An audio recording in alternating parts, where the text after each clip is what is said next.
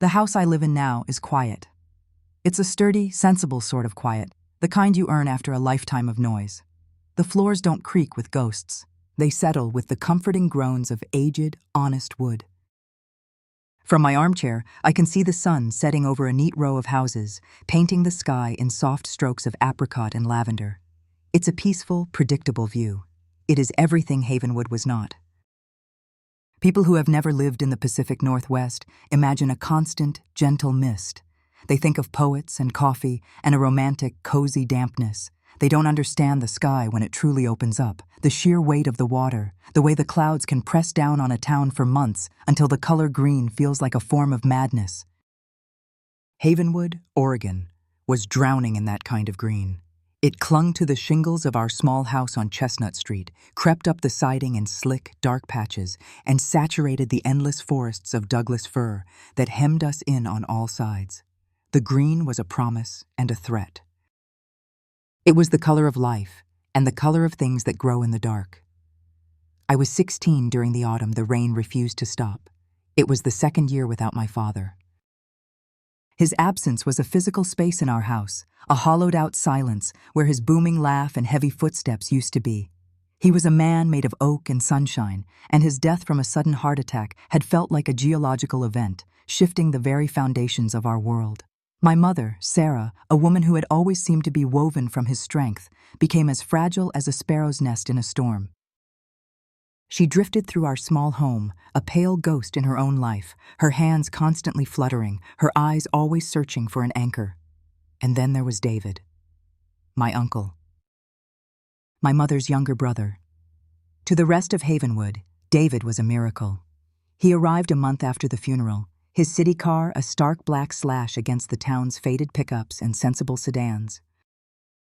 He was handsome in a way that seemed out of place in our world of lumberjacks and fishermen, with a sharp jawline, dark, intelligent eyes, and a smile that could disarm a battalion.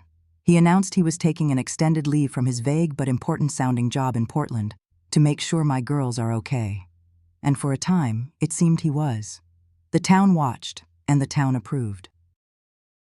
There was David, the Sunday after he arrived, up on our roof in the spitting rain, his silhouette dark against the bruised purple sky, hammering down new shingles with a competence that shamed the memory of the leak we'd lived with for a year.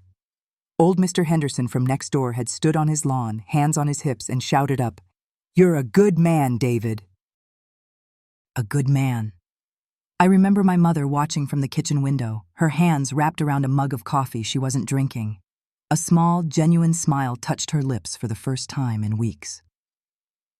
"I don't know what we'd do without him, Emma," she'd whispered, her voice thick with a mixture of relief and worship. "Your father, he always worried about leaving us. It's like he sent David to take his place." That thought sent a chill down my spine that had nothing to do with the autumn air. No one could take my father's place. My father smelled of sawdust and old spice. He taught me how to bait a hook and how to read a compass. His hands were calloused and kind. David smelled of expensive cologne and something else, something sharp and metallic that clung to the inside of my nose. His hands were smooth, his nails perfectly manicured. They didn't look like hands that knew how to fix things, yet they did. He fixed everything. The sagging porch step, the faucet that had dripped a maddening rhythm into our nights, the tangled mess of our finances. I sat at the kitchen table one evening, pretending to do my homework, while he laid out bills and bank statements before my mother. His voice was a low, soothing murmur, a doctor explaining a complex but manageable diagnosis. "See, Sarah, it's not as bad as you thought," he said, tapping a long, elegant finger on a column of figures. "The life insurance was a godsend, but Robert was, let's say, he was a better man than he was a bookkeeper. We just need to be smart. Consolidate this. Pay off that. I'll handle the investments. You won't have to worry about a thing."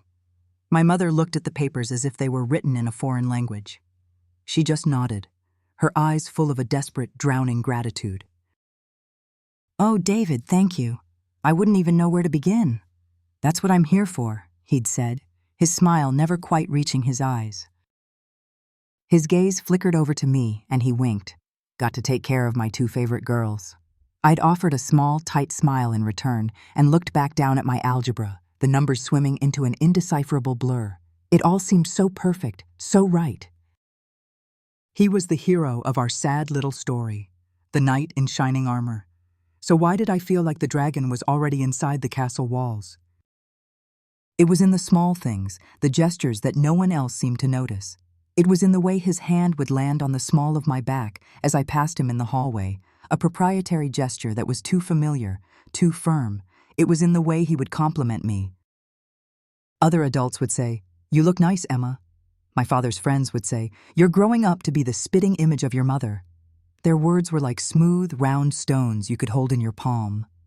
David's compliments were different. They were sharp. They had edges. "You're really starting to fill out that sweater, kiddo," he'd say, his eyes making a slow, deliberate journey down my body and back up again, leaving a trail of invisible slime. "Look at you, Emma. No longer a little girl, are you? You're becoming quite the woman." He'd say it with a low chuckle, as if sharing a secret joke with me, a joke I didn't understand and didn't want to. These moments left me feeling confused and dirty.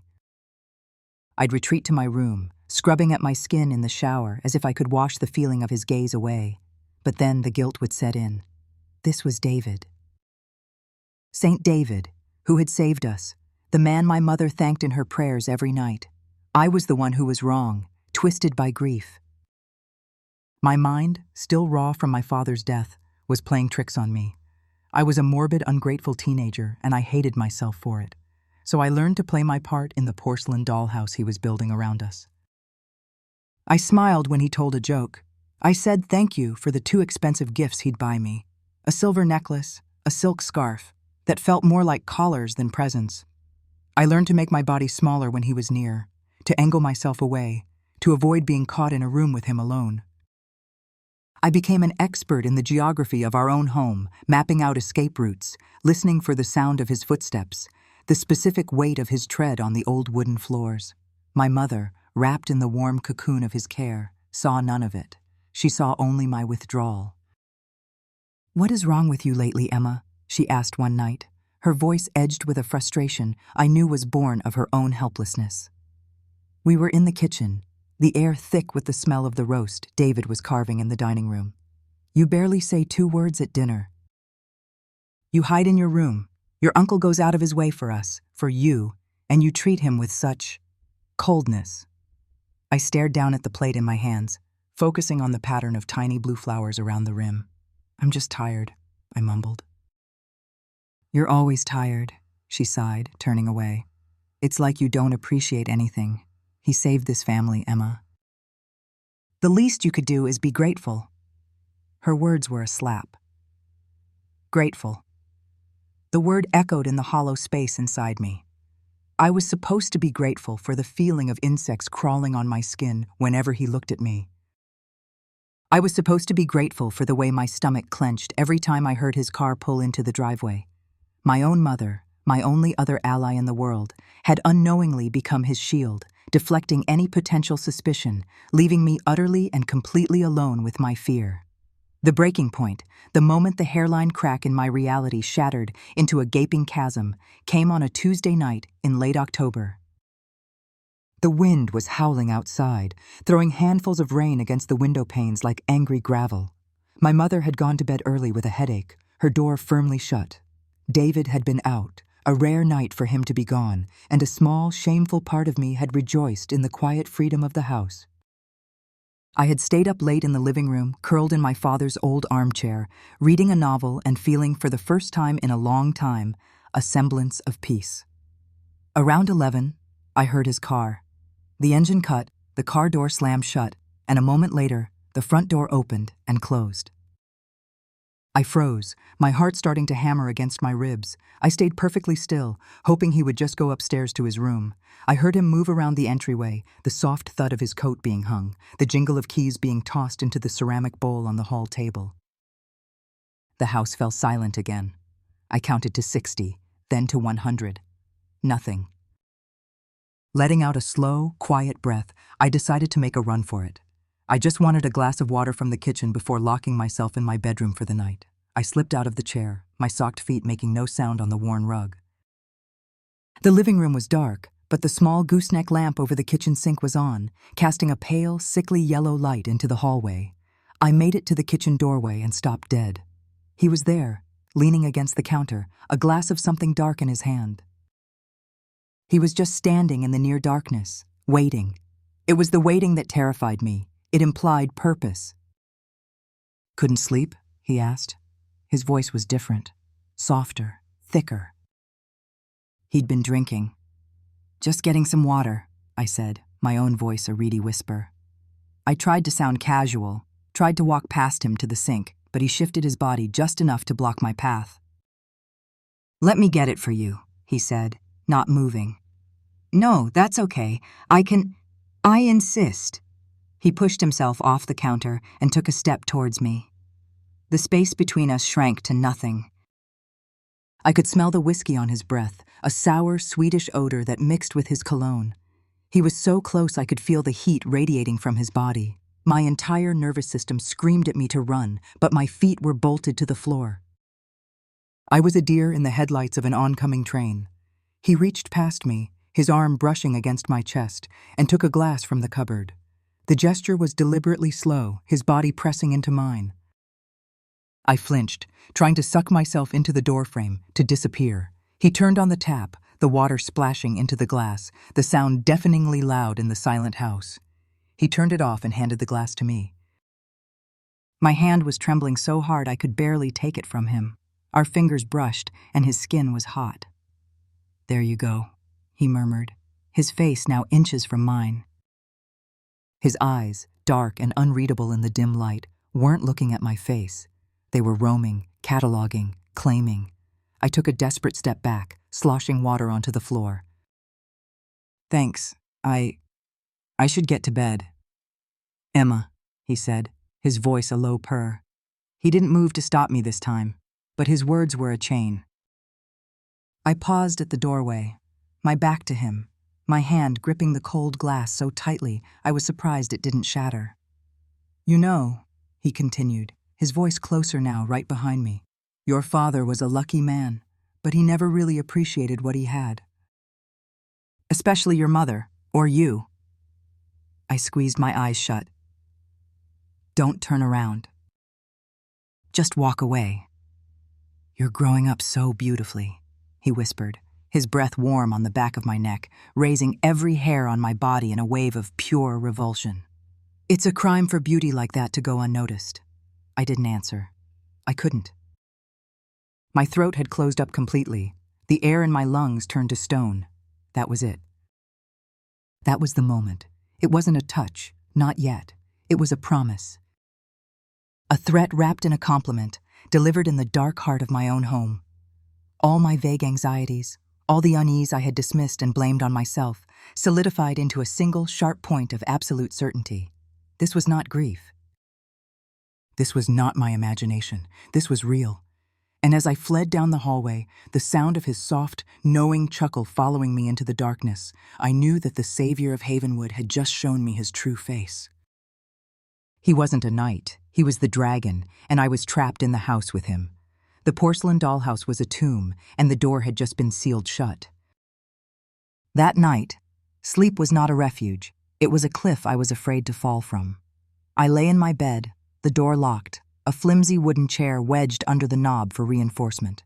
It was a child's defense against a monster, a pathetic piece of magical thinking, but it was all I had. The house, once a familiar comfort, had become an alien landscape of sound. Every groan of the old timbers, every rattle of a window pane in the wind was his footstep approaching my door. I heard him eventually, his heavier tread coming up the stairs. My heart seized in my chest, a frantic bird beating against my ribs. The footsteps paused outside my door. It was an eternity in silence, a void in which I was certain he could hear my ragged breathing, could feel the frantic pulse in my throat. I imagined his hand on the doorknob, his ear pressed against the wood. Then, with an agonizing slowness, the footsteps continued down the hall to his own room. The click of his door shutting was like a gunshot in the dark. I didn't sleep. I watched the shadows thrown by the branches outside my window dance on the ceiling, morphing into distorted shapes, long-limbed and menacing. His words echoed, replayed, dissected. It's a crime for beauty like that to go unnoticed. He had spoken of my beauty as if it were a thing separate from me, a commodity he had discovered and now had a claim to. The revulsion was a physical thing, a sour bile rising in my throat. But beneath it, a more insidious feeling took root, a sliver of self-doubt. Was this how men talked? Was this what it meant to be seen as a woman? Had I overreacted? My 16 years of life offered no frame of reference for this kind of interaction, this deliberate, predatory stillness. The next morning, the dollhouse was perfectly assembled again. At breakfast, David was the picture of cheerful concern, asking my mother if her headache was gone, complimenting the weak coffee she'd made. He was bright and charming, his laughter filling the small kitchen. He glanced at me, his eyes clear and guileless over the rim of his mug. "Morning, sleepyhead. You shot out of here like a rocket last night." My mother looked at me, her brow furrowed with mild disapproval. "Emma, you were rude. Your uncle was only trying to be nice." I stared at my uneaten toast. My throat was too tight to speak. He was doing it right there in front of her. He was painting me as the sullen, moody teenager and himself as the patient, benevolent uncle. He was gaslighting me in broad daylight, and my own mother was handing him the matches. I felt a wave of dizziness. Was I insane? Did I imagine the menace, the heat of his breath, the knowing darkness in his eyes? He gave me a small, conspiratorial smile as my mother turned to the sink. It was a tiny gesture lasting no more than a second, but it was a direct confirmation. I know, you know, and no one else does. It was the first brick in the wall of our secret. From that day on, my life became a series of intricate, exhausting calculations. I learned the rhythms of his presence, the cadence of his days. I knew the sound of his engine, the exact moment his headlights would sweep across my bedroom wall. I knew he spent an hour in the bathroom every morning, and that was my window to get downstairs, grab something to eat, and get out of the house for school. I knew my mother's schedule by heart, her grocery run on Tuesday mornings, her book club on Thursday nights, her volunteer shift at the hospital auxiliary on Saturday afternoons. These were the voids in the day, the black holes in the schedule where I was most vulnerable. He started his campaign slowly, methodically. He would find me when I was alone, never for long, just moments. If I was reading in the living room, he would come in and stand behind the armchair, resting his hands on my shoulders.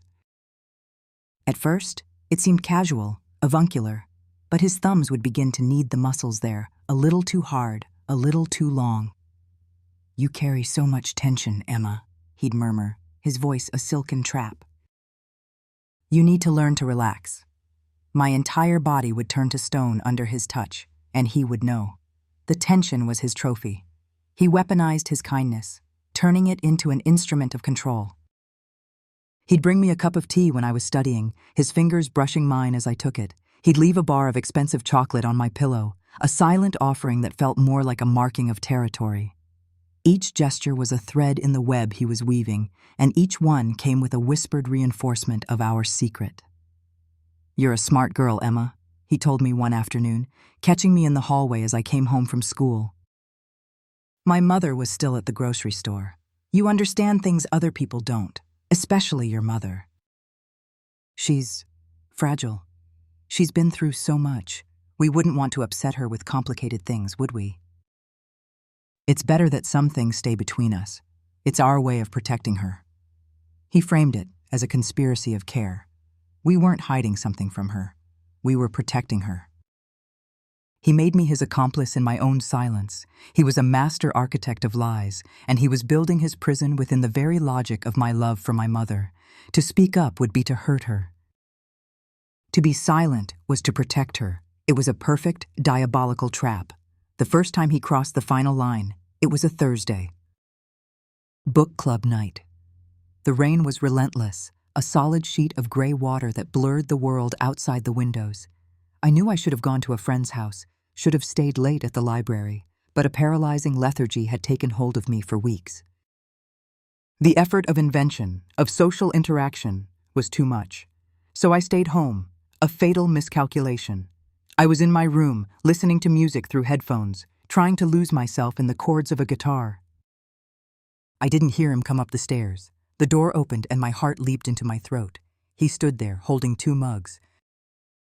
"Thought you might like some hot chocolate," he said, his smile as normal and easy as ever. "It's a miserable night out there." "No thanks," I said, my voice barely audible over the music still tinning in my ears. I pulled the headphones off. "I'm fine. Don't be silly." He walked in, closing the door softly behind him. The click of the latch was the loudest sound I had ever heard. He set the mugs on my bedside table and sat on the edge of my bed. The mattress dipped with his weight, rolling me slightly towards him. "We never get to talk," he said. I scrambled backwards, pressing myself against the headboard. "I have a lot of homework." "It can wait," he said, his eyes scanning my room, my posters, my books, my life. It felt like a violation, his gaze touching everything. "This is a nice room." "Your dad did a good job painting it."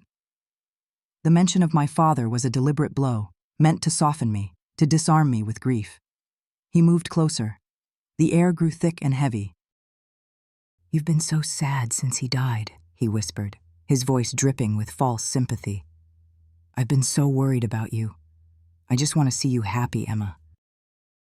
I want to take the sadness away." He reached for me then, and the world fractured. My mind, in a desperate act of self-preservation, detached. I floated up to the ceiling, watching the scene as if it were happening to someone else, a girl in a movie with faded floral wallpaper. I watched his hands move. I heard his voice, a low murmur of poisonous words, telling me this was right, this was a special connection, this was a secret that proved how mature I was. He was framing the violation as a gift, the abuse as a form of affection that my poor, fragile mother could never understand. When it was over, he stood up, smoothed down his shirt, and looked at the girl on the bed with a cool, satisfied expression. "See?" he said softly. "Nothing to be afraid of. This is just for us, Emma." He picked up the untouched mug of hot chocolate and left, closing the door behind him, leaving me in the ruins. I did not move for a long time. I lay there, listening to the rain, feeling the cold seep into my bones. The girl on the ceiling floated back down and re-entered a body that no longer felt like her own. It was a shell, a thing he had used. My home had become his hunting ground, and my bedroom, my last and most sacred sanctuary, was now a crime scene. After that night, the change in me accelerated. I was no longer just withdrawn. I was a ghost. At school, the voices of my teachers were a distant hum. The words in my textbooks were just black marks on a page. I'd stare out the window for entire class periods, my mind a buzzing hive of nothing. "Emma? Emma, are you with us?" My history teacher, Mr. Gable, had to say my name 3 times before it penetrated the fog. The entire class was looking at me. I just stared back, my mind a complete blank. I had no idea what he'd asked. The snickers of my classmates were like hot needles. My friends tried to reach me. My best friend, Jessica, was relentless. She'd been my other half since kindergarten, a bright, bubbly girl who believed friendship could fix anything. She cornered me by my locker one afternoon. "What is going on with you?" she demanded, her cheerful face clouded with worry. "You don't call me back. You blew off movie night. You look like you haven't slept in a week. Talk to me, Em." I looked at her open, honest face, and a desperate urge to tell her everything rose in my throat. I wanted to scream it. "My uncle is a monster. He comes into my room at night. My house isn't safe." "I'm not safe." But the words wouldn't come out. David's voice was already there, whispering in my head. "Your mother is too fragile. No one will believe you. It's our secret." Telling Jessica would make it real in the outside world. It would unleash a chain of events I couldn't control. And what if she didn't believe me? David was charming. Her parents loved him. Everyone loved him. They would think I was a liar, a troubled girl seeking attention. The shame of that possibility was suffocating. So I did the only thing I could. I built a wall. "Leave me alone, Jess," I snapped, the words tasting like acid. "Not everything is about you. I have my own stuff to deal with." The hurt that flashed in her eyes was a physical blow. I had wounded the one person who was truly trying to help me. She stared at me for a long moment, then just shook her head and walked away without another word. I watched her go, a part of me screaming to call her back, to apologize, to confess. But I stood frozen, and in that moment, I severed the last lifeline to my old self. I was now completely adrift in his world. The abuse became a terrifying routine. It didn't happen every night. The unpredictability was part of the torture. It could be weeks of tense normalcy, where I would almost start to breathe again, only for him to choose a moment when my guard was down. He never had to force my door again. The fear of him was lock enough. I lived in a state of constant low-grade terror, my body perpetually coiled, ready to flinch. The house was no longer a collection of rooms, it was a map of danger zones. The hallway was a gauntlet. The kitchen was the site of the first declaration of war. The living room was a stage for a play I was forced to act in. Even the yard was unsafe. He'd watch me from the window, his gaze a physical touch. Only my father's old office, a dusty, neglected room filled with his books and papers, felt untouched by his presence. It was the one place he never entered, as if some lingering aura of my father kept him at bay. I would sometimes sneak in there and just sit in the old leather chair, inhaling the faint, lingering scent of pipe tobacco and paper, and pretend I was safe. I lost myself. The girl who loved to draw let her sketchbooks gather dust. The girl who aced her science classes now stared at failing grades. The girl who laughed with her friends now ate her lunch alone in a corner of the cafeteria. My reflection in the mirror was a stranger with haunted eyes and hollowed-out cheeks. He had done more than just violate my body. He was systematically erasing my soul. He was a shadow that had fallen over my life, blocking out all the light, and I was disappearing within it. And the most terrifying part of all was that no one, not even the mother sleeping in the room next door, seemed to notice I was gone. The first snow of the season came early that year, a fine dusting powder that did little to brighten the perpetual gray of Havenwood. It simply turned the world into a landscape of ash and bone. The change in season mirrored the glaciation of my own soul. I had perfected the art of invisibility. I moved through the crowded school hallways like a ghost, my eyes fixed on the floor, my shoulders hunched, creating a bubble of miserable privacy around me that no one dared to pierce anymore. Jessica would sometimes cast a worried glance my way from across the cafeteria, a look of deep, unresolved hurt on her face, but she kept her distance. I had taught her too. I had taught everyone. My grades, once a source of quiet pride, were now a testament to my ruin. They arrived in a thin, brown envelope from the school district, a formal declaration of my internal collapse. I found it in the mailbox and knew, with a certainty that made my stomach churn, that this would be a catalyst. This was tangible. This was a failure my mother could not ignore. I left the envelope on the kitchen counter like a surrendered weapon and retreated to my room, waiting for the inevitable explosion. It came that evening. I could hear the sharp rip of the envelope from downstairs, followed by a weighted silence, and then my mother's voice, tight and sharp, calling my name. "Emma, down here, now!" I descended the stairs into an atmosphere thick with judgment. She was standing by the counter, the report card held in her trembling hand as if it were contaminated. David was sitting at the table, sipping a beer, observing the scene with a look of practiced, patient concern. His presence turned the confrontation from a family matter into a public tribunal. He was the judge, and I was already condemned. "Care to explain this?" my mother began, her voice dangerously quiet. She waved the paper at me. "A D in history, an F in algebra? Emma, what has happened to you? You were always such a good student. Your father was so proud of your grades." The invocation of my father was a well-aimed dart, and it found its mark. I flinched. I stared at the worn linoleum floor, at the familiar pattern of interlocking brown and gold squares. If I focused on them hard enough, maybe I could disappear into the pattern. "I asked you a question," she pressed on, her voice rising.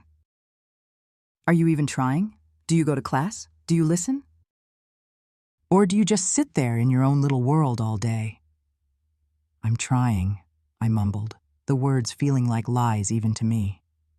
How could I explain that my mind was no longer a place of learning, but a constant, high-alert command center, its only function to monitor a single, ever-present threat? How could I tell her that algebra equations dissolved into nothing when my entire being was focused on calculating the odds of him being home when I returned from school? "This isn't trying," she slammed the paper down on the counter. "This is giving up. And for what?" "For what, Emma? To be moody, to be sullen. To mope around this house like a storm cloud? I don't understand you anymore. I don't." Her frustration was boiling over into a raw, ragged anger. It was the anger of a person who has lost control, lashing out at the most visible symbol of that loss. It was then that David chose to intervene. He did it with perfect, devastating timing. He let out a soft sigh and rose from the table, coming to stand beside my mother, placing a comforting arm around her shoulder. "Easy, Sarah," he said, his voice a low, reasonable balm. "She's a teenager. It's a tough age, and she's been through a lot, losing her dad." He looked at me, and his eyes were filled with a deep, theatrical sympathy. It was a masterful performance. He was positioning himself as the mediator, the calm voice of reason, the one who understood me. Maybe she just needs to talk about what's bothering her.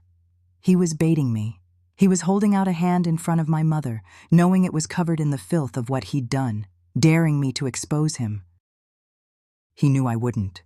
The power he had over me was absolute, and he reveled in demonstrating it.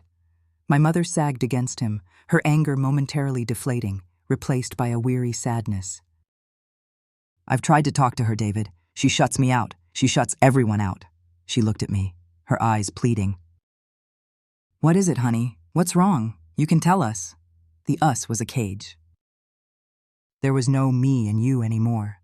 There was only us, the unit, the fragile entity he held together. To speak would be to shatter it, and to shatter her. The weight of her fragility was a gag in my mouth. My silence was my answer. I just shook my head, unable to look at them. My mother pulled away from David, her spine stiffening again. My silence was not the response she wanted. She saw it as rejection, as defiance.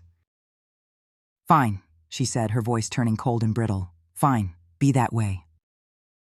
But don't think you can just fail out of school. There will be consequences.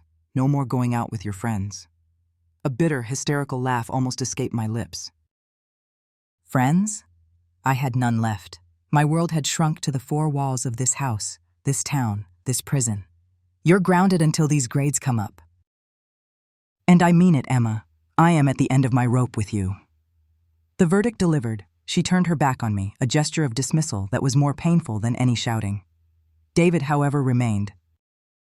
He walked over to me, and my body tensed, every muscle preparing for an impact. He stopped a few feet away. "Your mom's just worried," he said, his voice low enough so she couldn't hear. "She doesn't mean to be so hard on you."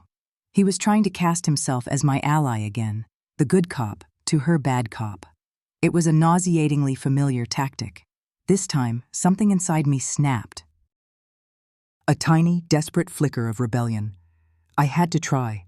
I had to send up one small flare into the darkness on the infinitesimal chance that she might see it. I looked past him, at my mother's rigid back as she stared out the window into the snowy dark. "It's just—" I began, my voice trembling, so quiet it was barely a whisper. "It's just, Uncle David is around a lot. All the time. It's different now, since Dad's been gone." The words hung in the air, fragile and tentative. I hadn't accused, I hadn't revealed. I had simply stated a fact, a change, hoping she would hear the question buried within it. "Don't you see it's different? Don't you feel it too?" For a heartbeat, the world stood still. I saw David's jaw tighten almost imperceptibly. He hadn't expected that. My mother turned around slowly. Her face was not curious. It was not concerned. It was a mask of cold fury. She looked at me as if I had just spit on my father's grave. "What did you just say?" she asked, her voice deadly. I shrank back. "Nothing." "Just that—" "I heard what you said," she cut me off, taking a step towards me. "Are you blaming him? Is that what this is? Your moods, your grades, your disrespect? You're trying to blame the one person who has held this family together?" "No, I just meant—" "Don't you dare!" she hissed, her eyes blazing with a protective fire I had never seen before. It was a fire for him, not for me. Do you have any idea what would have happened to us? Do you? We would have lost this house. The bank would have taken everything. We would have had nothing. David gave up his life, his job in the city, to come to this miserable little town and take care of us. He cooks, he cleans, he fixes things your father never got around to. He puts up with your moods and your silence. He has done nothing but sacrifice for us, and this is how you repay him? With these wicked little hints? With ingratitude? Each word was a stone, and she was building a wall with them between us. I am ashamed of you, Emma, she said, her voice shaking with righteous conviction. Deeply and truly ashamed. Your father would be too. He would be horrified to hear you speak that way about the man who is saving his family. That was the final blow, using my dead father as a shield for my abuser. The betrayal was so absolute, so profound, it stole the air from my lungs. I looked from her face, twisted with a fury I didn't recognize, to David's. He was watching me, a flicker of triumph in his eyes. He had won. He had known he would win. He knew her better than I did. He knew exactly which fears to prey on, which insecurities to manipulate. I finally understood. My mother's blindness wasn't passive. It wasn't an oversight. It was an active, desperate, daily choice. She had looked at the two possible realities, one in which her brother was a saint and her daughter was a troubled teenager, and another in which her brother was a monster and her world was built on a lie, and she had chosen the one she could survive. Her denial was not a flaw. It was her entire foundation. To see the truth would be to see her own helplessness, her own dependency, and to face a horror that would shatter her completely. So she chose not to see. She chose to make me the villain of the story because it was the only way she could continue to live in it. I said nothing else. There was nothing left to say. I turned and walked out of the kitchen, up the stairs, and into my room. I didn't lock the door. There was no point anymore. The danger wasn't just him. The danger was the very air in this house, the willful ignorance that protected him, the desperate denial that policed my silence. My mother was not just an unknowing bystander. She was the warden of my prison, diligently patrolling the walls, ensuring the monster within was safe and the prisoner remained quiet. And she did it all with a clear conscience, convinced she was the one holding the keys to our salvation. After that night, the war was over because I had already lost. My surrender was unconditional and absolute. I became a model prisoner. I did my chores without being asked. I answered my mother's questions in quiet, brief sentences that gave away nothing. I sat at the dinner table and moved food around my plate, a ghost at the feast. My silence was no longer a sullen rebellion. It was a protective camouflage. I had learned that my misery was an inconvenience, a disruption to the fragile peace my mother so desperately curated. And so I hid it, tucking it away behind a placid, empty mask. My compliance was rewarded. The tension in the house eased, or rather, it was papered over. My mother stopped looking at me with that wounded, frustrated expression. She saw a daughter who was, if not happy, at least no longer a problem. David seemed to understand the shift in power. He had asserted his dominance and broken my will to fight. Now his cruelty took on a different form. It was quieter, more insidious. The physical violations became less frequent, replaced by a campaign of psychological terror, a hand on my shoulder in the hallway that lingered just long enough to make my skin crawl, a knowing look across the dining table that said, "I own you." A whispered comment as he passed me, "Looking pretty today, Emma." That was for my ears only, a constant, private reminder of his claim. He was tending to his trap, checking the snares, ensuring his captive had not found a way to gnaw through the ropes. I was living in a state of suspended animation, a long gray limo, waiting for a graduation day that felt 1,000 years away, a day when I could walk out the door of that house and never, ever look back. And then, my own body betrayed me.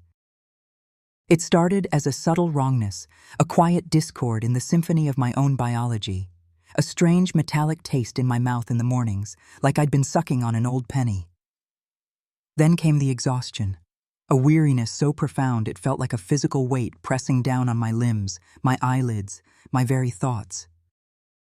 It was a leaden blanket I couldn't throw off. In class, I'd find myself drifting, the teacher's voice a distant drone, my head feeling too heavy for my neck to support. I'd blame the endless gray skies, the lack of sleep, the constant draining anxiety. It was easy to find excuses. My life was a litany of legitimate reasons to be unwell. But then the nausea began. It was not the straightforward sickness of a stomach flu. It was a sly, creeping thing. It would arrive without warning, a sudden, greasy roil in the pit of my stomach. The smell of my mother frying bacon for David's breakfast would send me reeling, my hand flying to my mouth as I choked back a wave of bile. The first time I had to run for the bathroom, I barely made it. I knelt on the cold tile, heaving until there was nothing left, my body trembling with the violence of it. I heard my mother's concerned voice through the door. "Emma, are you all right?" "Fine," I gasped, my voice hoarse. "Just must have been something I ate." I splashed my face with cold water, staring at the pale, sweating stranger in the mirror. A lie. Another one. My life was becoming a fortress built of them. The sickness became my new secret, a subplot in the grand, horrific narrative of my life. It was a humiliating and constant companion. I learned to identify its triggers: the scent of coffee, the chemical smell of the cleaning supplies my mother used, the lurch of the school bus. I became an expert at muffling the sounds of my own misery, retching silently into school toilets between classes, running the water to cover the noise. I would emerge pale and shaking, and walk to my next class, my mask of numb indifference firmly back in place. I told my mother it was a stubborn stomach bug. For a week, maybe 2, she accepted it. She'd leave a glass of ginger ale by my bed or offer me dry toast. But her concern was edged with impatience. My physical illness was, once again, an inconvenience. It disrupted the smooth, placid surface of our dollhouse life. "Honestly, Emma, if you're still sick tomorrow, we're going to the doctor," she said one evening, watching me push a piece of boiled chicken around my plate. "This has been going on for too long." The word doctor sent a jolt of pure panic through me. A doctor would ask questions. A doctor would perform tests. A doctor might discover the truth I couldn't even bear to whisper to myself, because by then I knew. I think a part of me had known for weeks, a deep primal knowledge that I had been ruthlessly suppressing. The evidence was more than just the nausea. It was the calendar hidden in the bottom of my sock drawer. A small free calendar from the local bank with a picture of a waterfall for each month. My own neat, small handwriting marked the dates. And the cycle, the one constant and predictable rhythm of my young life, had vanished. 1 month, then 2. The possibility was a monster in the dark, too terrifying to look at directly. I refused to give it a name. If I didn't name it, it couldn't be real. But it was there, growing in the silence, its presence signaled by the constant turmoil in my gut. The secret he had forced upon me had taken root inside my own flesh. It was growing. It was alive. The decision to find out for certain was not a conscious one. It was an act of pure, animal desperation. I couldn't go on like this, living in the gray twilight of suspicion. The not knowing was a unique form of torture. I had to know. I had to face the monster, whatever it was. The ordeal of acquiring the test was a new circle of hell. In a big city, it would have been an anonymous transaction. In Havenwood, it was a public trial. There was only one pharmacy, Miller's, a cornerstone of Main Street, with a chiming bell over the door and floors that creaked with 80 years of town history. The cashier was almost always Mrs. Gable, the history teacher's wife, a woman with kind eyes and an encyclopedic knowledge of everyone's business. To buy a pregnancy test from her would be to publish a confession on the front page of the Havenwood Gazette. I hoarded the money, a few dollars saved here and there from my meager allowance, supplemented by the $10 bill I stole from my mother's purse, an act of petty theft that made me feel sick with a guilt that was, absurdly, more acute than anything else. It took me 2 weeks. The money, crumpled and warm, lived in my coat pocket. I walked past Miller's pharmacy 3 times before I had the courage to go in. My heart was a frantic drum against my ribs. The bell chimed, announcing my arrival. Mrs. Gable was there, just as I'd feared, arranging a display of cough drops. She looked up and gave me a warm smile. "Emma, dear, how are you feeling?" "Your mother said you've had a nasty bug." "Better." I lied, my voice sounding strangled. "Just need to pick up a few things." I took a shopping basket, my hands trembling. This was the most terrifying mission of my life. I moved through the small, familiar aisles in a state of high-alert paranoia. My strategy was camouflage. I grabbed shampoo, a bottle of aspirin, a pack of gum, a teen magazine with a glossy picture of some smiling, carefree celebrity on the front. Normal things. The things a normal 16-year-old girl would buy. The tests were in the family planning aisle, a short, brightly lit section that suddenly felt as exposed as a stage. The boxes were stacked neatly, their clean, clinical designs a stark contrast to the sordid terror I felt. There were so many kinds. I grabbed one at random, a small, rectangular box, its sheer weight in my hand feeling like a block of lead. I quickly buried it under the shampoo and the magazine in my basket. I walked to the counter, my whole body buzzing with adrenaline. I avoided Mrs. Gable's eyes, focusing on a display of cheap reading glasses. I put the basket down. She began to scan the items, her movements practiced and efficient. Shampoo, aspirin, gum, magazine. Then her hand closed around the box. I held my breath. I felt the heat rise in my face, a scarlet tide of shame. I was certain she was staring at it, her mind connecting the dots. The sullen, withdrawn girl, the stomach bug, and now this. I braced myself for a question, a look of pity, a shift in her kind expression. But there was nothing. She scanned it without a flicker of recognition, her face a mask of professional neutrality. "That'll be 1742, she said. The relief was so intense it almost made me buckle. I fumbled with the crumpled bills in my pocket, my fingers clumsy and useless. I pushed the money onto the counter. She bagged my items, placing the box in the bottom, hidden beneath everything else. She handed me the change and the plastic bag. "Have a good evening, Emma." "Hope you feel all better soon." "Thanks," I mumbled, and fled, the bell chiming my exit. I couldn't go home. There was no safe place in that house to perform this ritual. My mother's sudden need for a dust rag, or David's unnerving ability to appear out of nowhere made it impossible. I clutched the plastic bag to my chest, its crinkling sound an accusation, and walked. I walked past the town square, past the library, my feet carrying me towards the edge of town, towards the one place I knew I would be guaranteed a sordid, miserable privacy. The public restroom at the Greyhound bus station. It was a small, grim brick building that smelled of diesel fumes and despair. Inside, the air was thick with the chemical stench of cheap disinfectant, failing to cover the smell of stale urine. One of the two fluorescent lights in the ceiling flickered erratically, casting the grimy, cracked tiles in a strobe of sickly, buzzing light. The mirror over the sink was fogged with grime, and the stall door was covered in a spiderweb of desperate graffiti. This was it. This was the place where my life would be defined. I locked myself in the stall, the flimsy metal lock offering little comfort. I sat on the closed toilet lid, the plastic cold even through my jeans. My hands were shaking so violently I could barely open the bag, then the box. The plastic-wrapped test and the folded sheet of instructions felt like components of a bomb. I read the instructions 3 times, my mind struggling to absorb the simple diagrams, the clinical language.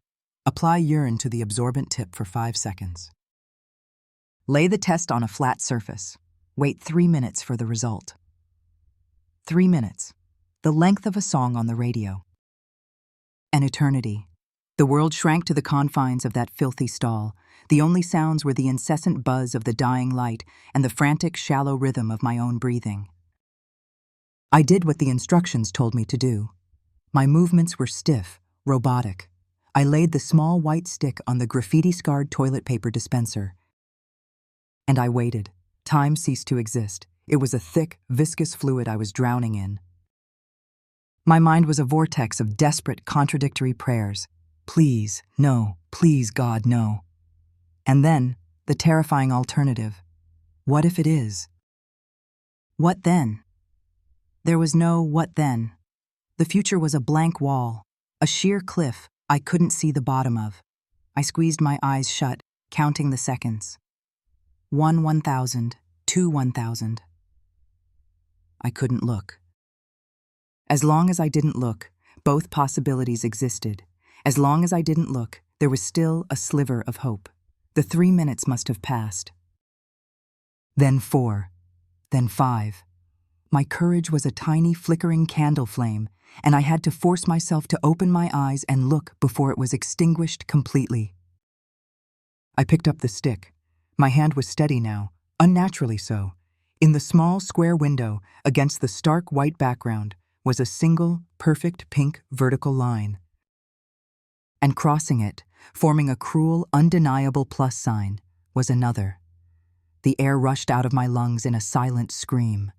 The buzzing of the light seemed to grow louder, filling my head until I thought my skull would crack open. The floor, a grimy mosaic of cracked white and black tiles, seemed to tilt beneath my feet. I slid off the toilet seat and onto my knees, the cold of the concrete seeping through my jeans. It was real. The monster had a name. It had a physical form. It was inside me. A parasite, a tumor made of his crime, a living, growing, ticking time bomb that was going to destroy everything. My future, my body, my life, all of it, erased by 2 faint pink lines in a bus station bathroom. I knelt there on that filthy floor, clutching the plastic oracle in my hand, and for the first time, I understood the true meaning of despair. It was not the loud, wailing grief of loss. It was this silent, cold, absolute certainty that my life, as I knew it, was over. I don't remember the walk home from the bus station. I must have navigated the familiar streets, crossed at the designated corners, and walked up the 3 porch steps of my own house, but my mind recorded none of it. I was a marionette with its strings cut, moving on some deep, unconscious memory of motion. The world outside my bubble of horror had ceased to exist. The only reality was the cold, hard shape of the plastic test in my coat pocket, a talisman of my own damnation. Its presence was a physical weight, a dense point of gravity around which my entire being was collapsing. I found my mother in the living room, humming softly to a song on the radio as she folded laundry. She was separating whites and colors on my father's old armchair, creating neat, orderly piles. The scene was so achingly, devastatingly normal. The warm, clean smell of fabric softener, the soft melody from the radio, the gentle rhythm of her hands smoothing wrinkles from a pillowcase. It was a snapshot from a life that was no longer mine, a life that had, in fact, never really been mine. It had all been a facade, a carefully constructed stage set, and I had just discovered the rot eating away at the foundations. The sight of her, so calm, so oblivious, so deeply entrenched in the fiction of our lives, was what broke me. The secret I was carrying was a screaming, writhing thing, and the silence of that room was suffocating it, and me. It needed air, it needed voice. It needed to be real in the world, not just inside my body and my mind. I couldn't carry it alone for one more second. It wasn't a strategic decision or a plea for help. It was a pressure valve releasing, a final, catastrophic failure of the dam.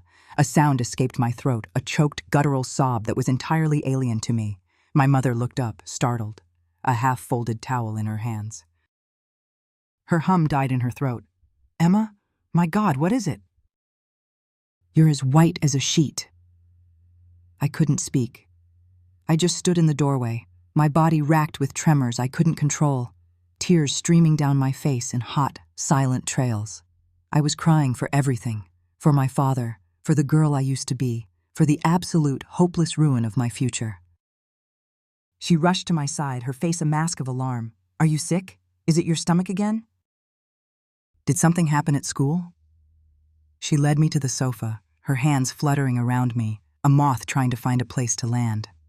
She sat me down, her initial panic shifting to a more familiar, maternal concern. This she understood. A crying daughter was a problem she knew how to address. She knelt in front of me, taking my cold hands in hers. "Emma, honey, you have to talk to me. You're scaring me. Whatever it is, we can fix it. Just tell me." Her words, meant to be comforting, were an irony so profound they were almost comical. "We can fix it. I looked into her worried face, and I knew that the words I was about to say would burn her world to the ground. I started, my voice a ragged crackle. I'm pregnant. The words fell into the quiet room like stones into a perfectly still pond. The ripples spread instantly. I watched her face change, the concern dissolving, replaced by a series of swift, brutal emotions. First, shock. Her eyes widened, her mouth fell slightly open. Then, disbelief, as if I'd spoken in a foreign language she was struggling to translate. Then, a dark flush of shame and anger crept up her neck. She dropped my hands as if they were hot. She stood up, putting distance between us. "What?" she whispered, the words sharp with accusation. "What did you just say?" "I'm pregnant," I repeated, my voice flat now, devoid of emotion. The storm of tears had passed, leaving behind a hollow, echoing calm. "No," she said, shaking her head, a sharp, denying gesture. "No." "How? Who?" Her mind was working, grappling with the sordid, teenage logistics of it. She saw it as a common, if disgraceful, problem. A boy from school. A moment of carelessness behind the bleachers.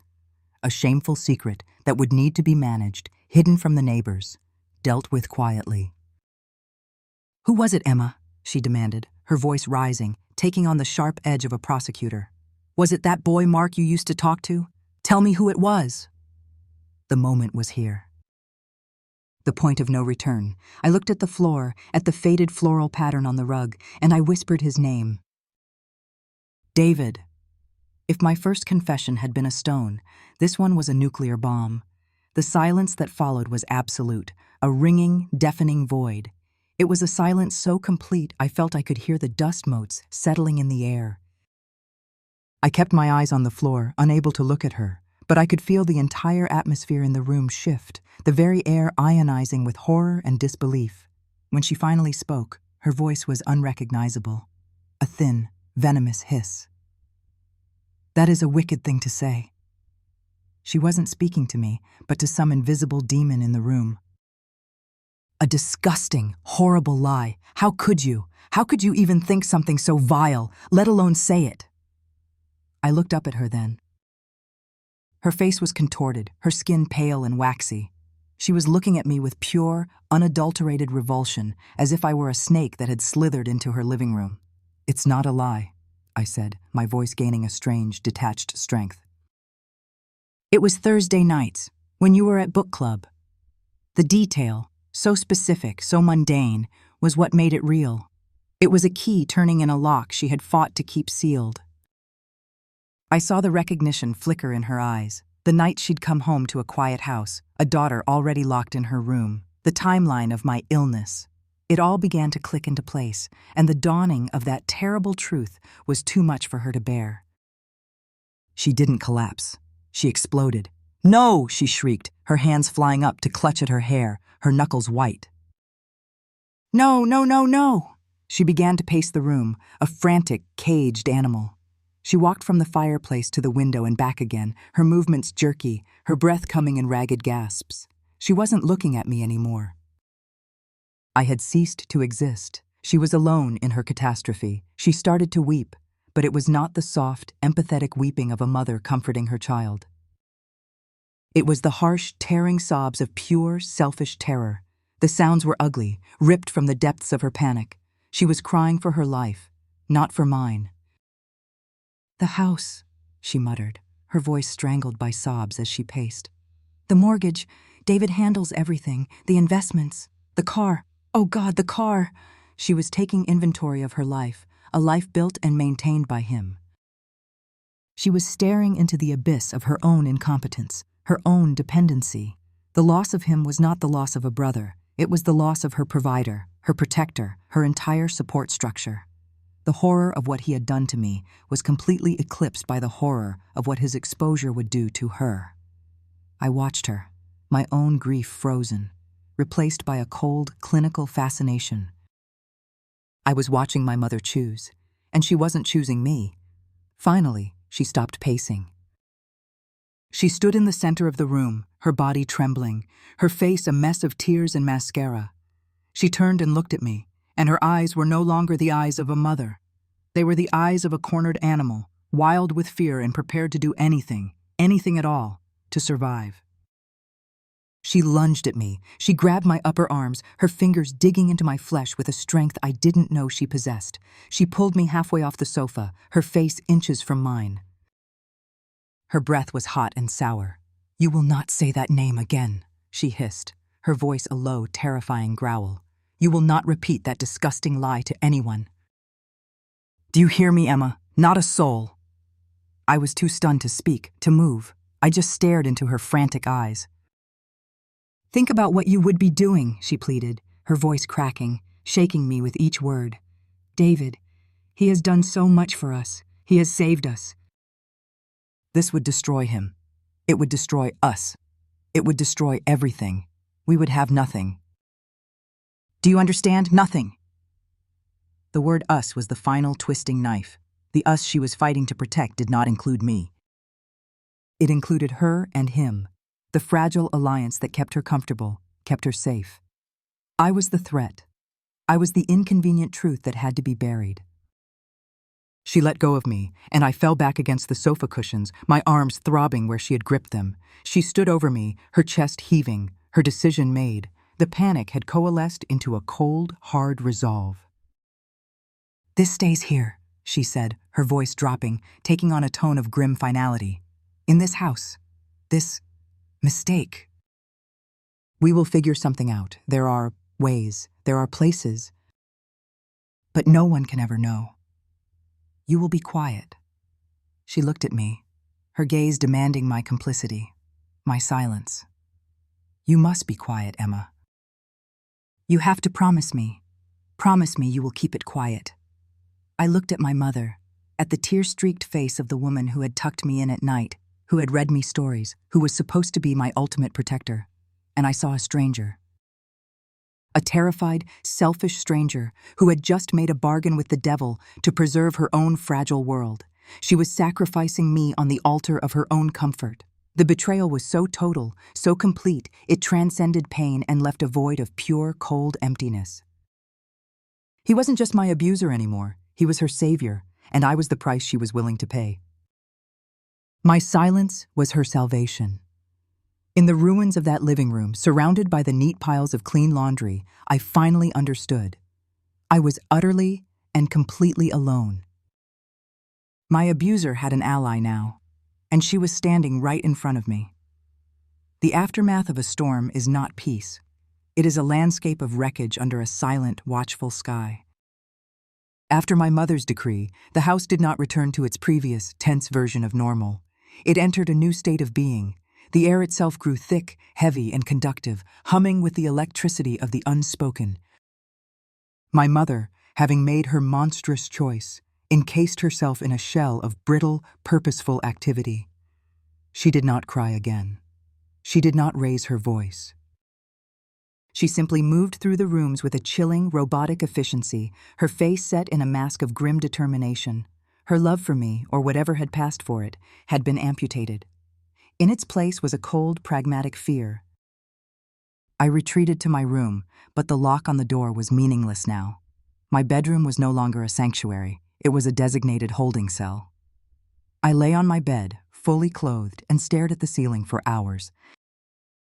The patterns in the plaster, once a canvas for idle daydreams, now seemed to mock me, swirling into grotesque, leering faces. The house was silent, but it was a predatory silence, the kind that precedes an ambush. I don't know when she told him. It must have been that night, after I was sequestered away. I imagine it was a whispered, frantic confession in the kitchen, the room where he had first declared his intentions. I imagine her tears were for herself, for the complication, for the terrible inconvenience of it all.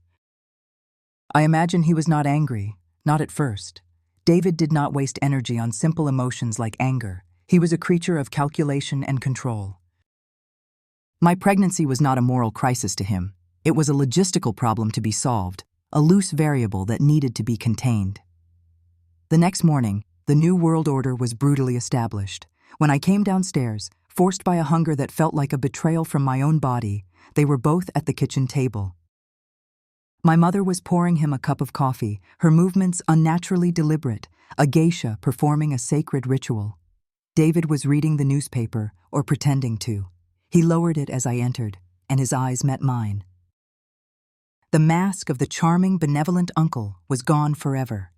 The look he gave me was cold, appraising, and utterly devoid of emotion.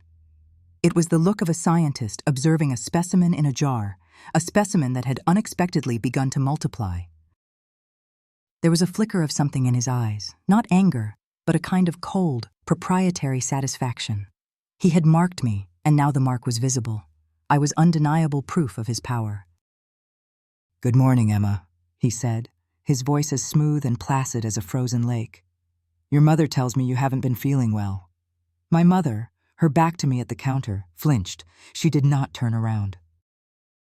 "I also hear," he continued, folding the newspaper with slow, precise movements, "that we have a delicate situation on our hands." He let the words hang in the air, a veiled threat wrapped in the language of concern. "From now on, I think it's best if you take it easy. No more long walks. No more locking yourself away. We need to keep an eye on you, for your health." And there it was. My house arrest had been formalized. My mother's desperate plea for silence had been twisted into a doctor's order by him. Every move I made would now be under their joint surveillance. Life in the cage began. It was a prison constructed not of bars and locks, but of watchful eyes, loaded silences, and the constant suffocating hum of unspoken words. My mother became the primary warden, her fear making her ruthlessly efficient. She was the one who answered the phone, her voice a bright, false chirp, cutting off any possibility of a friend calling for me. She was the one who met the mailman at the door, screening my letters, though there were none left to screen. She never looked me directly in the eye again. Her gaze would slide past me, focusing on a point on the wall just over my shoulder. She spoke to me only when necessary, in short, functional sentences. "Dinner is ready. Clear the table. Your laundry is folded."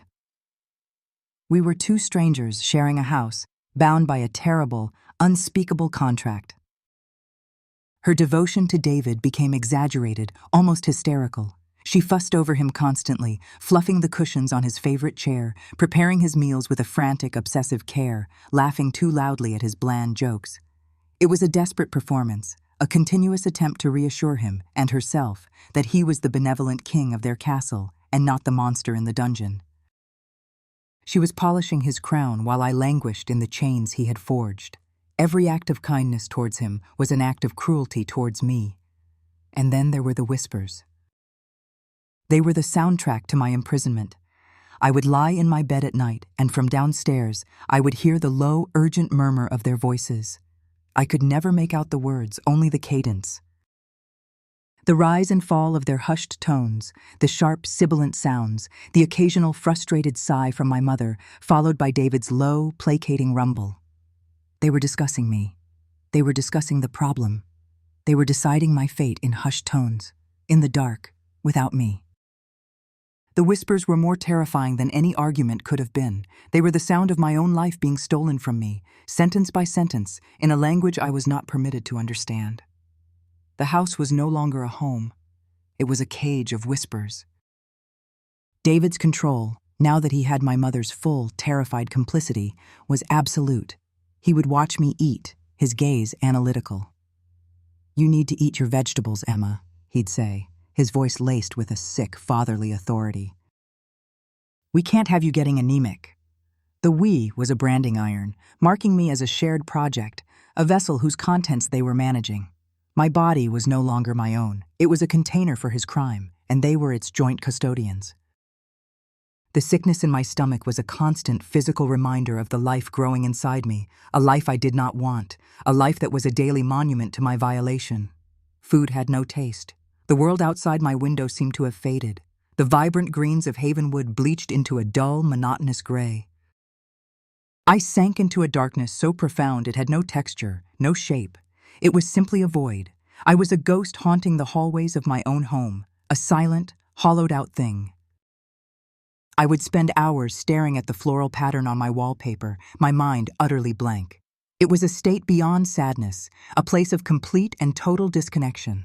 I was watching my life proceed from a great distance, a boring movie I was forced to sit through. The girl in the mirror was a stranger with sunken, haunted eyes and a slack, empty mouth. I felt nothing for her. This, I know now, looking back from the quiet safety of my old age, was the absolute nadir. It was the bottom of the well.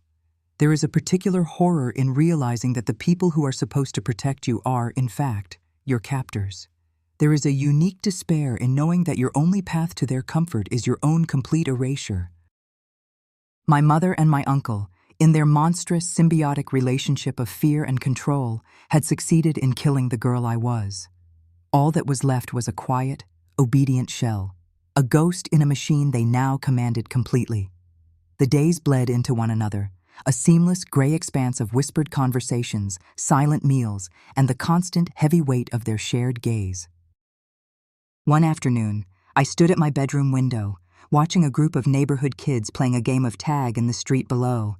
Their shrieks of laughter were sharp and clear in the cold winter air. They ran, they fell, they chased each other with a thoughtless, exuberant freedom. They were living in a world I could see, but one I could no longer access. It was separated from me by more than just a pane of glass. I saw my own reflection superimposed over their game, a faint, translucent image. A pale face, lank hair, eyes like two dark holes burned in a sheet. I did not recognize her. She was a phantom, trapped between worlds, belonging to neither. And in that moment, I understood that I was buried alive. The house on Chestnut Street was my coffin. The whispers were the dirt being shoveled on top, and my mother and my uncle were the ones holding the spades. There was no hope of rescue, because no one was looking for me. As far as the world was concerned, I was already gone. The human spirit, I have learned, is a stubborn, resilient thing. It can be beaten, caged, and starved, but the spark of defiance, the primal need for self-preservation, is incredibly difficult to extinguish entirely. For months, my spark had been little more than a dying ember, buried under a mountain of ash and despair. And then, one Tuesday afternoon, a faint, unexpected breath of air gave it just enough oxygen to glow. My mother, in an effort to keep me occupied and visible, had given me a list of chores. One of them was to dust my father's old office. It was a task she and David always avoided, and I understood why. The room was a shrine to the man he was, a place where his presence still lingered, faint but undeniable. It was the only room in the house where I felt a sliver of peace, the only territory David had not yet claimed. I moved through the room with a soft cloth, my motions slow and listless. I ran the cloth over his heavy oak desk, his shelves of dog-eared history books and fishing manuals. I paused at a framed photograph on his desk. It was of him and me, taken on a fishing trip to Crater Lake a few years before his death. He was grinning, holding up a small, unimpressive trout, his eyes crinkling with laughter. I was a gangly, buck-toothed kid, beaming with pride. We looked so happy, so safe. A wave of grief, so pure and sharp it felt like a physical blow, struck me. It was a clean pain, unlike the dirty, complicated misery of my daily life. It was the pain of loss, not of violation. On impulse, I picked up the photo. It was heavy, the frame made of dark, solid wood. As I held it, I felt something shift behind the backing. Curious, I fumbled with the small metal tabs and slid the cardboard backing off. Tucked between the photo and the cardboard was a $50 bill, folded into a neat, tight square. I stared at it. It was an old bill, soft and worn. I remembered this little habit of his. He called it his emergency running away money, a joke between us. He'd stash a bill in a book or behind a photo, and if I ever found it, it was mine. It was a game we had played since I was little. Holding that money in my hand was like receiving a letter from the dead. It was a direct connection to him, to a time when I was loved unconditionally, when I was protected. It was a secret just between my father and me, a secret that had survived him. In that dusty, silent room, it felt like he was reaching across the chasm of death and handing me a key. It wasn't just money, it was permission, it was a resource. It was a way out. The ember glowed. For the first time in months, a thought that was not born of fear or despair entered my mind. I can leave. The thought was terrifying, audacious, and utterly electrifying. It wasn't a plan for a permanent escape.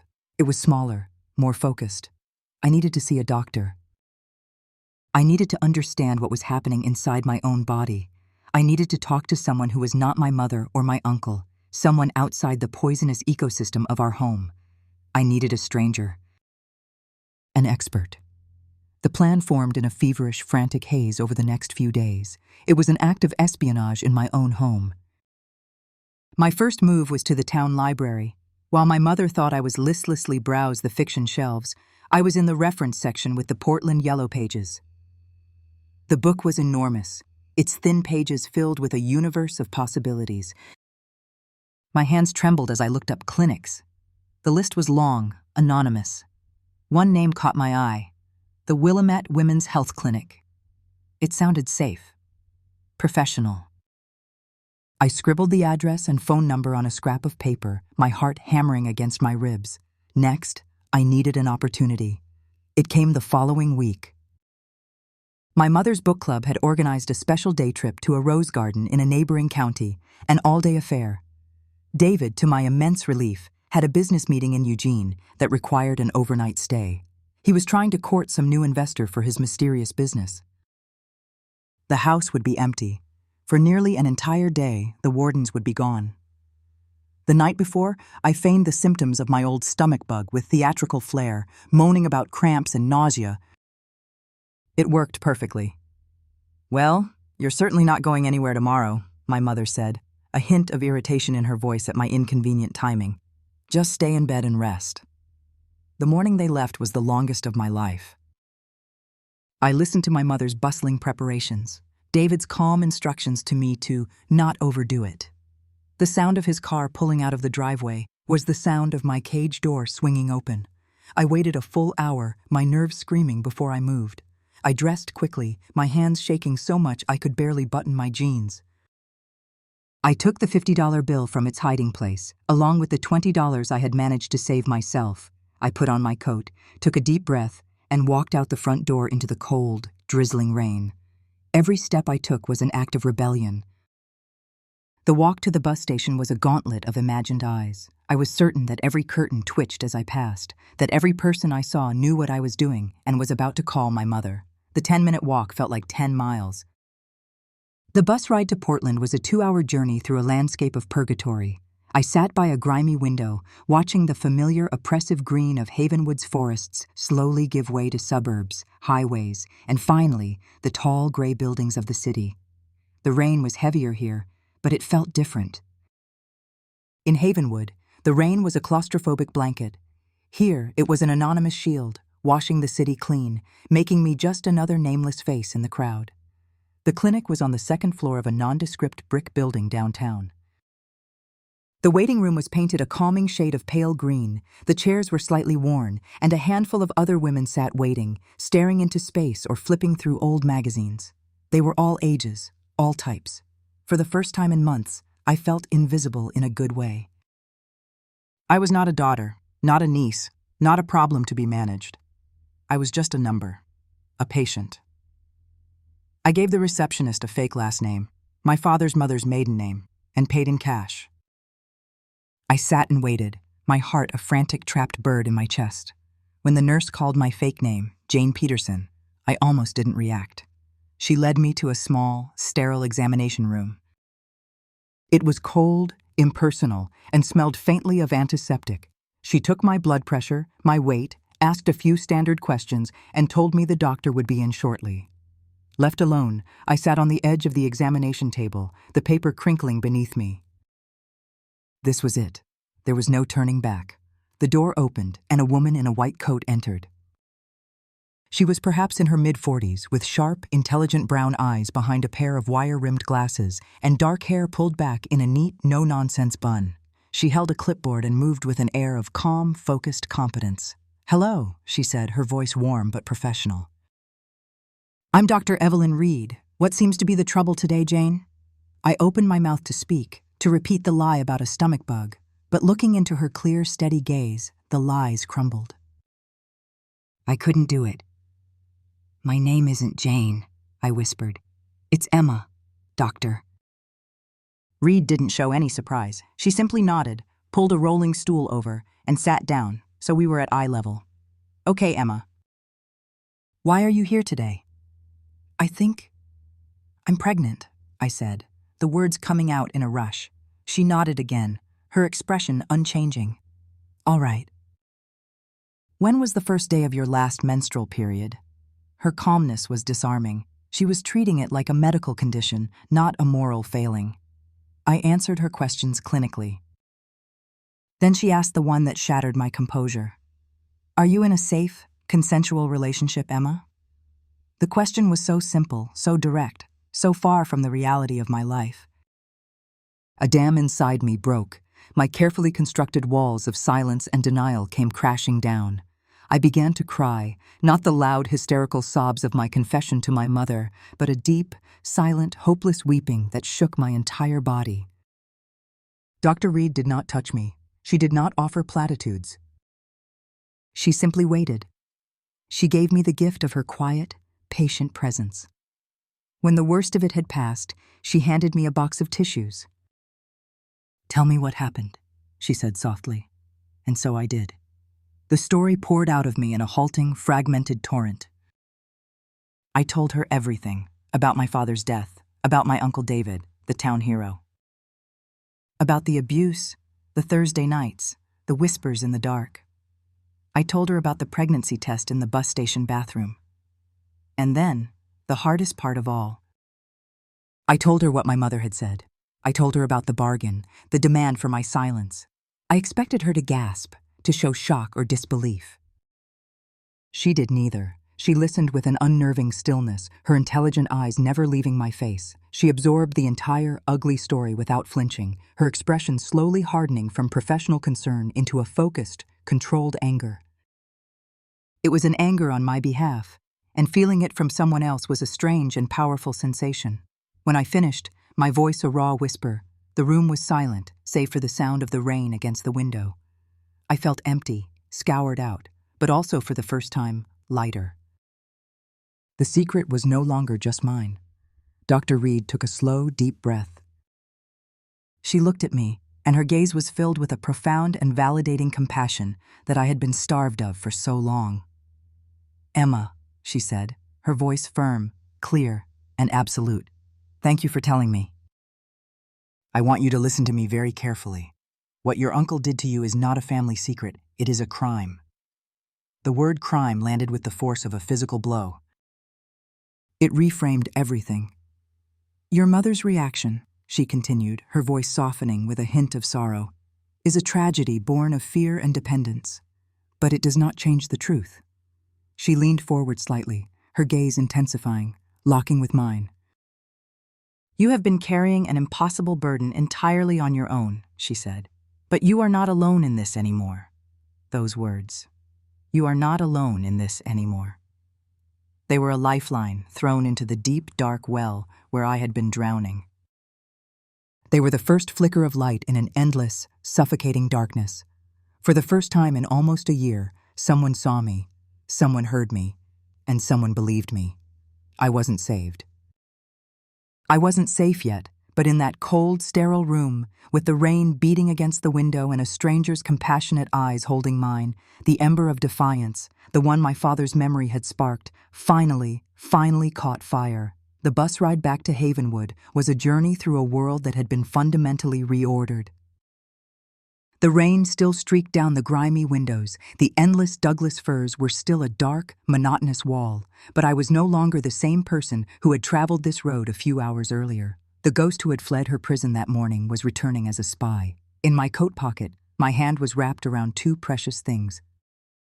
One was the crumpled $50 bill my father had left me, now a symbol of my first successful act of rebellion. The other was a small, folded piece of paper from Dr. Reed's prescription pad.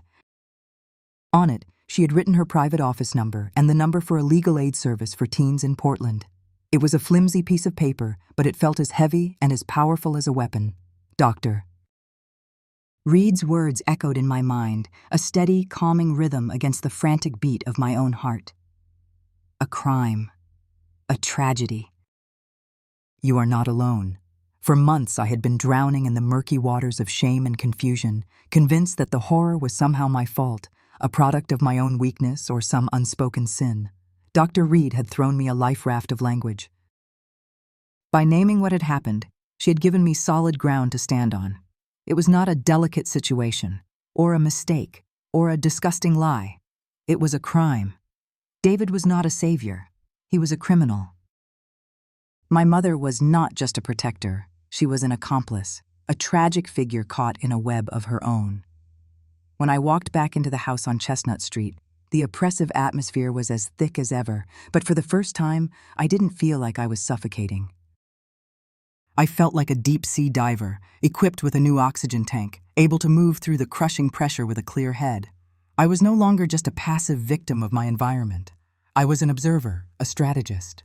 My mother was in the kitchen, her face tight with a relief that was quickly masked by disapproval.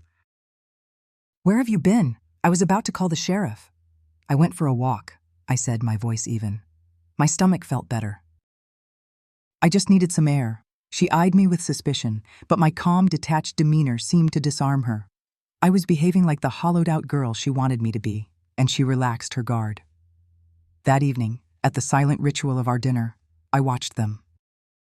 I watched the way my mother avoided my gaze, the way she anticipated David's every need, refilling his glass before he had to ask. I watched the way David held court at the head of the table, the undisputed king of his tiny, miserable kingdom. I used to see his power as an amorphous, malevolent force. Now, I saw it as a structure, something that had been built, and if it had been built, it had a blueprint, it had weaknesses. My entire focus shifted from a single, desperate question, how do I survive this, to a new, far more powerful one. Why is my mother so afraid of him? It wasn't just about the financial dependence. I had seen her defend him with a ferocity that went beyond gratitude.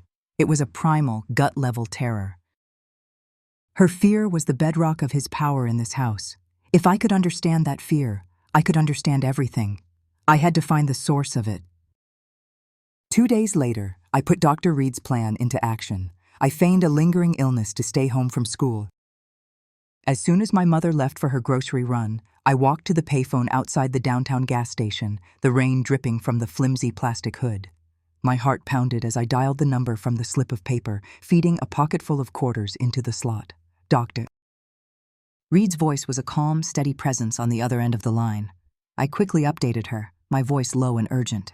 "Emma, that's a very good question," she said after I explained my new focus. "It's the right question to be asking. Legally, a case against him would be your word against his. With your mother actively siding with him, it would be incredibly difficult for a prosecutor to win. They would paint you as a troubled, vindictive teenager." The words were harsh, but I appreciated her honesty. She wasn't selling me a fantasy. But she continued, "If we could find something that proves he has a hold over your mother, something that explains her coercion, that changes the entire dynamic. It establishes a pattern of manipulation and control. It gives her a reason to be afraid, and it makes her testimony, when we finally get it, far more credible." She didn't tell me what to do. She simply asked questions and laid out the logic. "Is there anywhere in that house he doesn't go? Any place that is still exclusively your father's?" "His office," I said instantly. "That's where I would start," she said. "Don't look for anything specific at first. Just look for something that doesn't fit, something out of place. And Emma, be careful, you're a smart girl. Be smart about this." The call ended, but its effect lingered. I had a mission, confirmed by an ally. I was no longer just flailing in the dark. I was an investigator. An architect of ruin, planning the demolition of the prison he had built around me. My father's office became my secret headquarters. My cover was perfect. It was a chore. My mother was pleased that I was taking an interest in keeping the house clean. I would go in with a dust rag and a bottle of polish and close the door. At first, my search was clumsy, aimless. I looked through his desk drawers, finding old pens, paper clips, tubes of fishing line. I scanned the titles on his bookshelves. It felt hopeless. What was I even looking for? Then I remembered Dr. Reed's advice. Look for something that doesn't fit. I started to think methodically. I wasn't looking for a confession from David. I was looking for the source of my mother's fear. When did that fear begin? I had always assumed it was after my father died, when she became dependent on him. But what if it started earlier, I focused on the filing cabinet in the corner. It was a heavy two-drawer metal cabinet, and it was locked. My father had always been a private man. The key, I remembered, was kept in a small ceramic dish on his desk, a dish I had made for him in a pottery class in 7th grade. My fingers trembled as I took the small brass key from the dish. It felt like a betrayal to invade his privacy, but my mission was more important. The lock turned with a rusty click. The top drawer slid open, revealing neat rows of hanging folders, their labels written in my father's precise architectural script.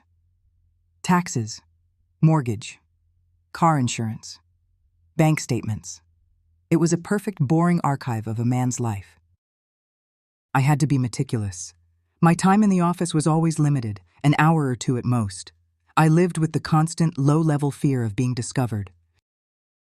The sound of my mother's car in the driveway would send a jolt of panic through me, forcing me to shove papers back into their folders, lock the cabinet, and resume my charade of dusting, my heart hammering. David's unexpected return one afternoon nearly made me faint. He'd poked his head into the office, a smirk on his face. "Spring cleaning?" he'd asked. I had just managed to nod, my hands clammy, praying he couldn't see the frantic pulse in my neck. For weeks, I found nothing. I looked through bank statements, tax returns from years past. It was a slow, tedious education in my family's finances. Everything seemed normal. Everything seemed to fit. I decided to change my approach. I pulled out a box from the back of his closet labeled Old Files. This was the stuff he hadn't deemed important enough for the filing cabinet. It was a dusty cardboard box filled with old warranties, receipts for appliances we no longer owned, and manila envelopes thick with documents. I sat on the floor, surrounded by the ghosts of my family's past, and in a thick envelope simply marked Sarah Employment, I found the first thread. It was a collection of paperwork from a job my mother had held about 5 years ago, before my father's death. She had worked as a bookkeeper for a small, local construction company. I barely remembered it. She had only worked there for a year and had quit abruptly, saying the stress was too much. At the time, it had made sense. Inside the envelope were her pay stubs, her W-2 form, and a thin file of company memos. But tucked at the very back was a sheaf of papers held together with a rusty paperclip. It was a series of bank statements for the company itself, copies that she must have brought home. I wasn't a financial expert, but I knew how to read a balance sheet from a business class I'd taken. I spread the statements out on the floor. I looked at the flow of money in and out. For several months, it was all routine. Then, in the last 2 months of her employment, things started to look strange. There was a series of large, unusual payments made out to a supplier I didn't recognize, a company called North Cascade Ventures. Then a final statement showed a massive shortfall, a deep, sudden plunge into the red.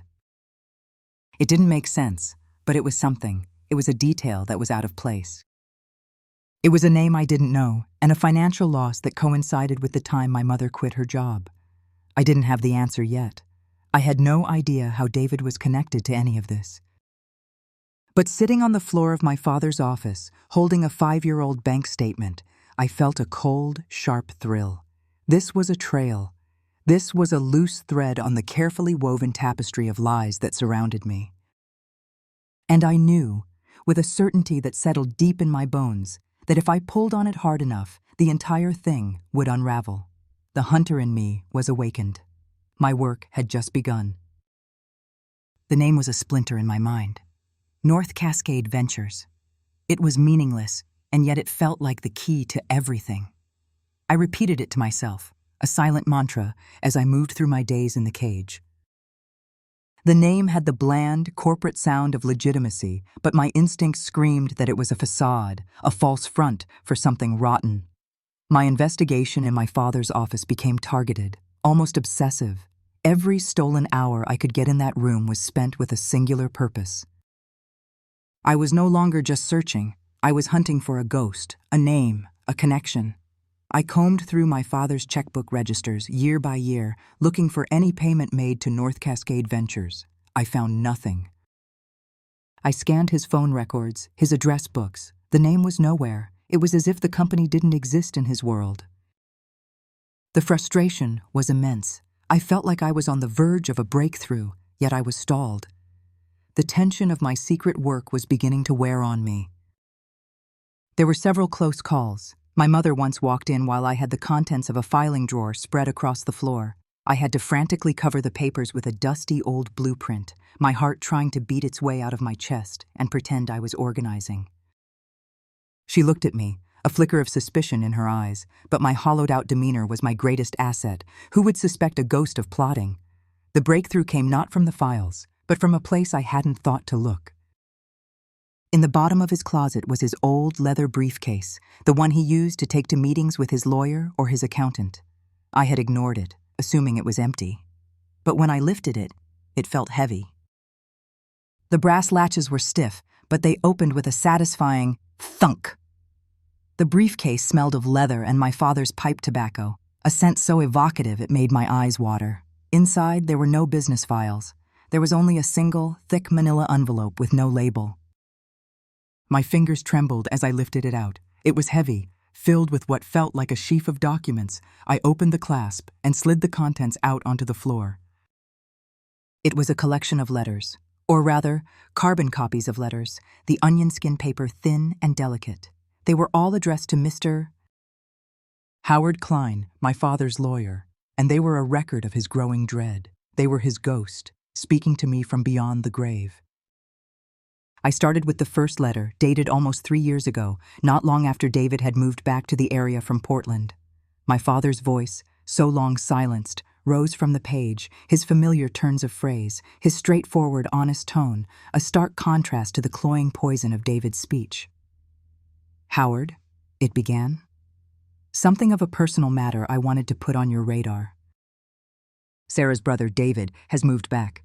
I know you remember him. He's charming as ever, but I have to be honest, something about him sets my teeth on edge. He has a way about him, a smoothness I don't like. He looks at Sarah like she's a prize to be won, not a sister to be loved, and he looks at Emma. Well, maybe I'm just being an overprotective father, but I don't like it. I want to be sure our estate is ironclad, no ambiguities." My breath caught in my throat. He saw it. Even then, he saw a flicker of the darkness I was now living in. He hadn't known what it was, but he had felt it. I read on, my hands shaking. The next letter was from a few months later. "Howard, I need you to start drafting some changes to the will, specifically regarding guardianship of Emma, should anything happen to me and Sarah. Under no circumstances is David to be considered. I don't care if he's the only family we have left. I'd sooner have her go to a stranger. I've been doing some digging. His last business in Portland went bust, left a lot of people angry. He's got debts. The man is a vulture in a tailored suit, and I will not have him circling my family. Let's set up a trust for Emma that he can't touch, no matter what."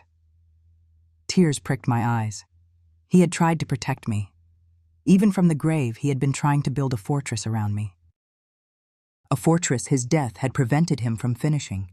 The tragedy of it was a fresh, sharp wound. Then I found the last letter. It was dated 1.5 years ago, right around the time my mother had abruptly quit her bookkeeping job. My eyes scanned the first few lines, and the air turned to ice in my lungs. "Howard, we have a catastrophic problem. It's Sarah. She's made a terrible mess at her job. A mistake, she calls it, but it's a 5-figure mistake, and it looks an awful lot like theft. The company is on the verge of calling the police. She's been out of her mind with panic, and frankly, so have I. I was about to liquidate some stock to cover the loss, to try and make it go away, when David swept in. My blood ran cold. He told us to stay calm, that he would handle it. He said he had connections, that he could make the problem disappear quietly, and he did. He came back 2 days later and said it was taken care of. The company won't press charges. Sarah can resign for personal reasons, and it will all be forgotten. Sarah sees him as a saint, our savior. But I saw the look in his eye, Howard, and I did some more digging. He didn't just talk to anyone. He paid them off. He covered the entire shortfall himself. But here is the part that is keeping me awake at night. The money didn't come from his personal account. It was wired from a shell corporation he controls, a corporation registered last year, with him as the sole director. My eyes jumped to the next line, and I think my heart stopped completely. It's called North Cascade Ventures. I dropped the letter as if it had burst into flames. The room swam around me. The splinter in my mind had just become a spear through my chest. It all snapped into place, a series of horrifying, perfect clicks. The fear, the control, the blackmail. It hadn't started when my father died. It had started years before. David hadn't saved my mother from her mistake. He had bought her. He had paid to put a leash around her neck, and he had been holding the other end ever since. Her terror of him wasn't just about losing the house. It was about the threat of exposure, of public ruin, of criminal charges. He owned her shame. I picked up the letter again. My vision blurred. I read the final devastating paragraph, my father's anguish a living thing on the page. He didn't save her, Howard. He bought her. He put her in a cage and is forcing her to smile about it. He has proof of what she did, and he will hold it over her head for the rest of her life. He walks into my house, eats at my table, and all the while he has a knife to my wife's throat. I don't know what to do. If I expose him, I expose Sarah. If I do nothing, he wins. He has us trapped. I sat on the dusty floor of my father's office, the letter lying in my lap. The ghost I had been hunting was not just a name. It was the full, monstrous shape of David's design. He wasn't an opportunist who had taken advantage of a grieving family. He was a patient, meticulous architect. He had seen a weakness in my mother and had engineered a crisis to exploit it, to enslave her to him long before my father was gone. His arrival after the funeral wasn't a rescue mission. It was the strategic occupation of a territory he already controlled. I wasn't the first victim in this house. My mother was. The grief I felt for my father was immense, but it was quickly consumed by a new emotion, a feeling so cold and pure and hard it felt like a diamond forming in my chest under immense pressure. It was rage. A deep, silent, calculated rage. He had taken my mother, he had taken my body, he had taken my home, and he had done it all from behind a mask of benevolence. He had counted on my fear, my youth, my silence. He had counted on my mother's terror. He had not counted on my father leaving behind a ghost. I carefully gathered the letters, my movements precise and deliberate. I put them back in the manila envelope and tucked it deep inside the briefcase, hidden where I found it. This was my weapon now. This was the truth. It was more than just my word against his. It was my father's word, a voice from the grave, a testimony that could not be refuted. As I locked the office door behind me, I felt a profound shift within myself. I was no longer a victim trying to escape. I was the keeper of a truth that could burn their world to ashes. The fear was still there, a cold knot in my stomach, but it was no longer in control. My purpose was clear. I wasn't just going to survive this, I was going to end it. The architect of ruin had laid his plans perfectly, but he never saw the demolition expert coming. The week after finding my father's letters was the longest of my life. The knowledge I possessed was a living fire in my gut, a stark contrast to the icy calm I projected. I moved through the house like a sleeper agent, my mission programmed into my very DNA. I performed my chores. I ate the food they put in front of me. I maintained my mask of vacant compliance, but behind my eyes, I was planning a war. The briefcase was my arsenal. Each evening when I was safely in my room, I would take out the letters and read them again, memorizing the phrases, the dates, the damning details. My father's words became my scripture. They were the truth, and the truth was the only weapon I had. The final planning session with Dr. Reed took place from the same cold, rattling payphone at the gas station. My voice was no longer the trembling whisper of a frightened girl. It was low, steady, and resolute. "I have it," I told her. "I have proof. Letters my father wrote to his lawyer. It's all there. The blackmail, the shell company, everything." There was a moment of silence on the other end of the line, and I could almost hear her mind processing the information, shifting from counselor to co-conspirator. "Good God, Emma," she said, her voice tight with a mixture of shock and grim satisfaction. That's the key. That changes everything." "I'm ready," I said. I want to do it this weekend. All right, she said, her tone becoming all business. Here's the plan. You choose the time. When you are ready, I want you to call me from this number and let it ring once, then hang up. That's the signal. I will have already confidentially briefed my contact at the Havenwood police, Officer Miller. He's a good man. I've explained there is a delicate, high-risk domestic situation involving a minor. Once I get your signal, I will call him and tell him the situation is active and they need to respond. It will take them 10 to 15 minutes to get there. Can you handle that? Yes, I said. Emma, she added, her voice softening for a moment. He is going to be vicious. He will try to tear you down, to make you seem crazy. Your mother will be his first line of defense. You have to be prepared for that. I know, I said, a cold resolve settling over me. I'm counting on it. I chose Sunday evening. Sunday was a day of crushing manufactured domesticity in our house. It was the day David was most relaxed, most smug in his dominion. We ate a silent, tense dinner of roast chicken. I watched David carve the bird with a flourish, a benevolent patriarch providing for his flock. I watched my mother watch him, her face a carefully blank mask that couldn't quite hide the terror in her eyes. The air was thick with lies. After dinner, they retreated to the living room, their Sunday night ritual. David settled into my father's armchair with the newspaper. My mother sat on the sofa, her knitting needles clicking, a frantic metallic rhythm that was the only sound in the room besides the rustle of newspaper. This was the moment. The stage was set. I went to the hallway phone, my heart a slow, heavy drum. I dialed Dr. Reed's number. It rang once. I hung up. The signal was sent. The clock was ticking. I walked into the living room. I didn't rush. I didn't speak. I simply walked to the center of the room, on the worn floral rug between them, and stood there. My stillness was a disruption. The clicking of the knitting needles faltered, then stopped. The newspaper lowered, 2 pairs of eyes fixed on me. I have something I need to say, I began. My voice was unnervingly calm, even to my own ears. It was the voice of a stranger, a woman I had not yet met but was quickly becoming. My mother's face tightened with anxiety.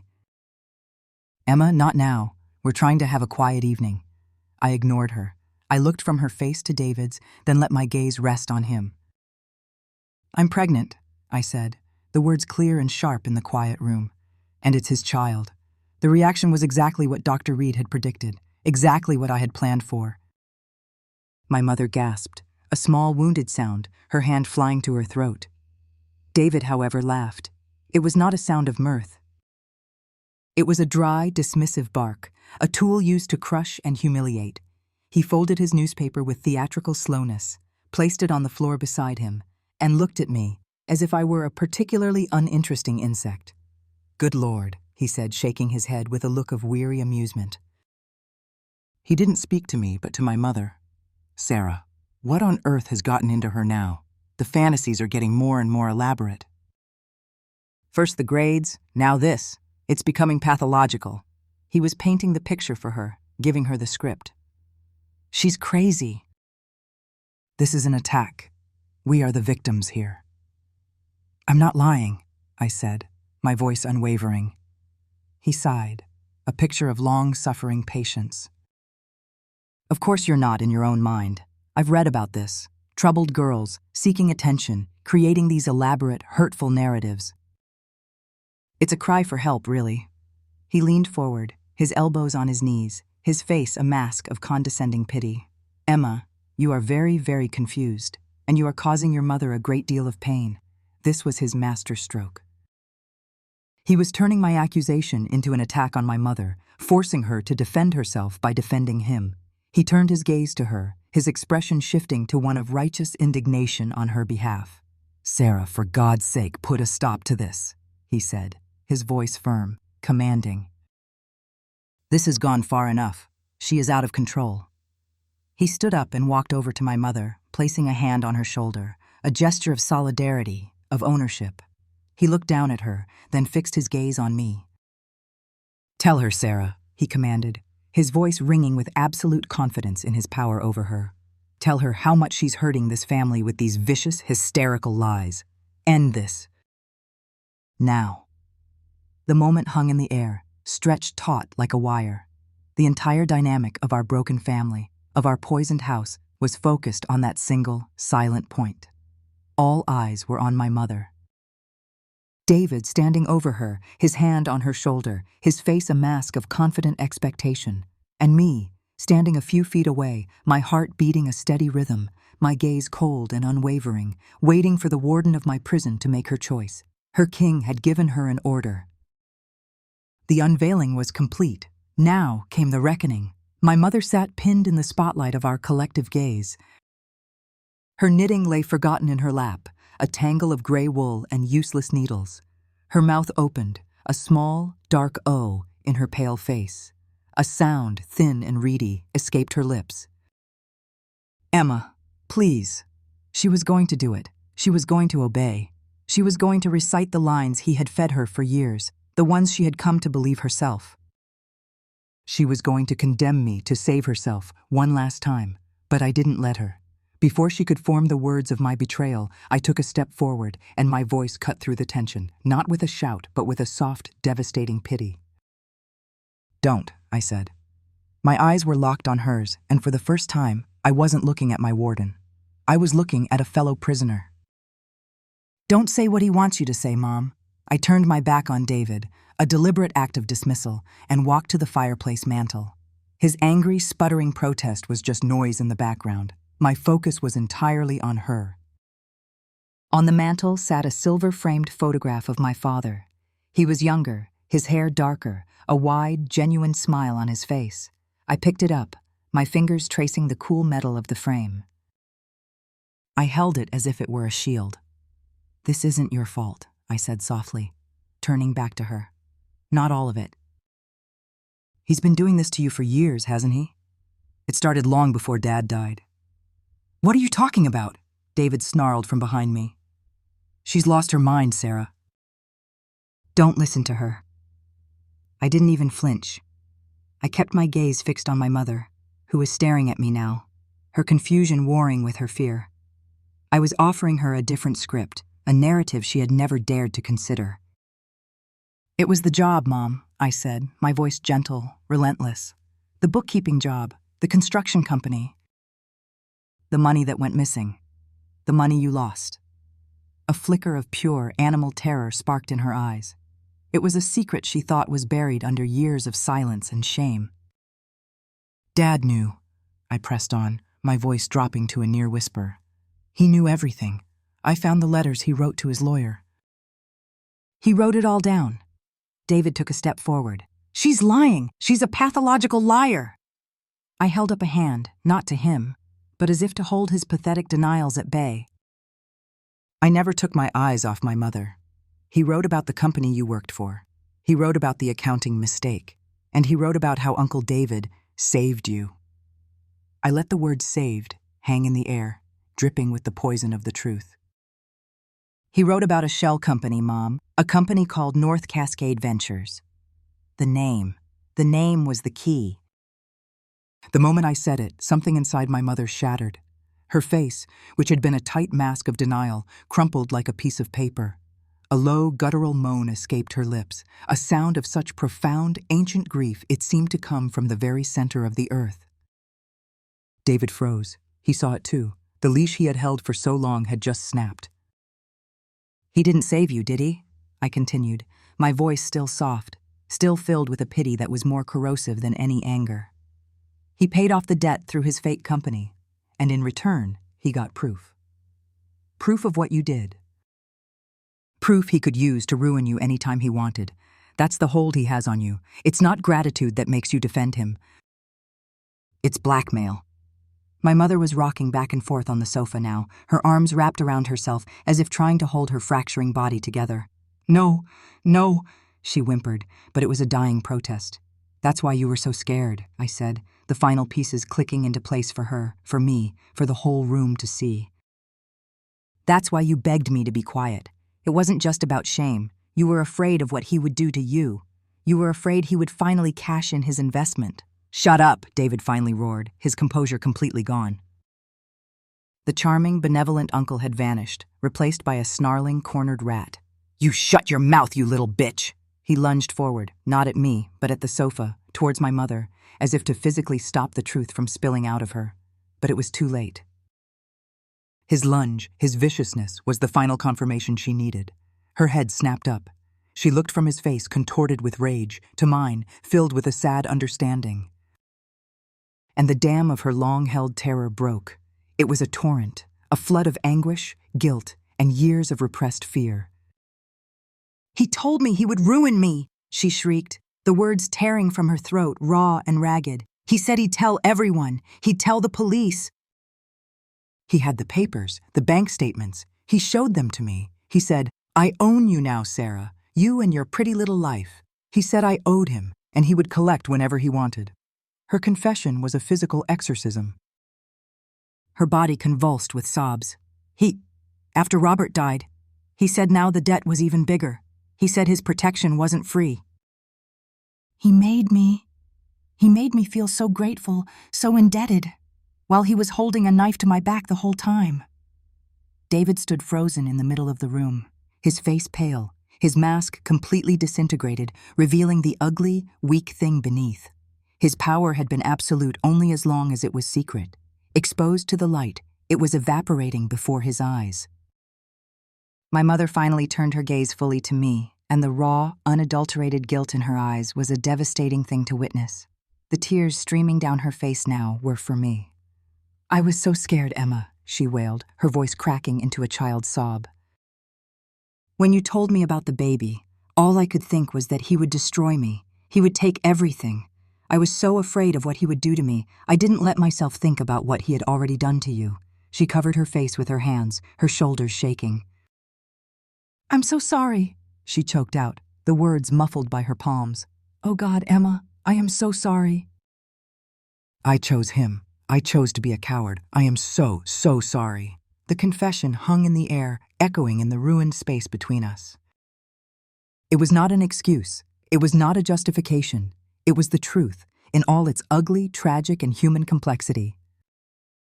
She had not protected her daughter, but in that moment of complete and utter collapse, she had finally stopped protecting her monster. The room was silent except for her weeping. David stood, exposed and powerless, his leverage gone, his primary shield shattered. He looked from the sobbing woman on the sofa to me, the quiet, steady girl who had orchestrated his ruin.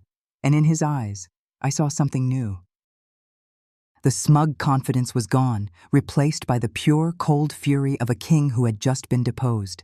And in the distance, through the sound of my mother's broken heart, I heard it, faint, but growing steadily louder. The sound of a siren crying through the rainy Havenwood night. The siren was a thin, high wail at first, a sound so alien to the quiet, insulated world of our living room that it seemed to belong to a different reality.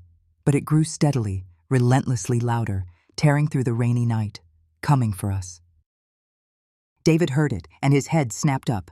His face, already pale with rage and exposure, went ashen. Panic, raw and undisguised, flared in his eyes.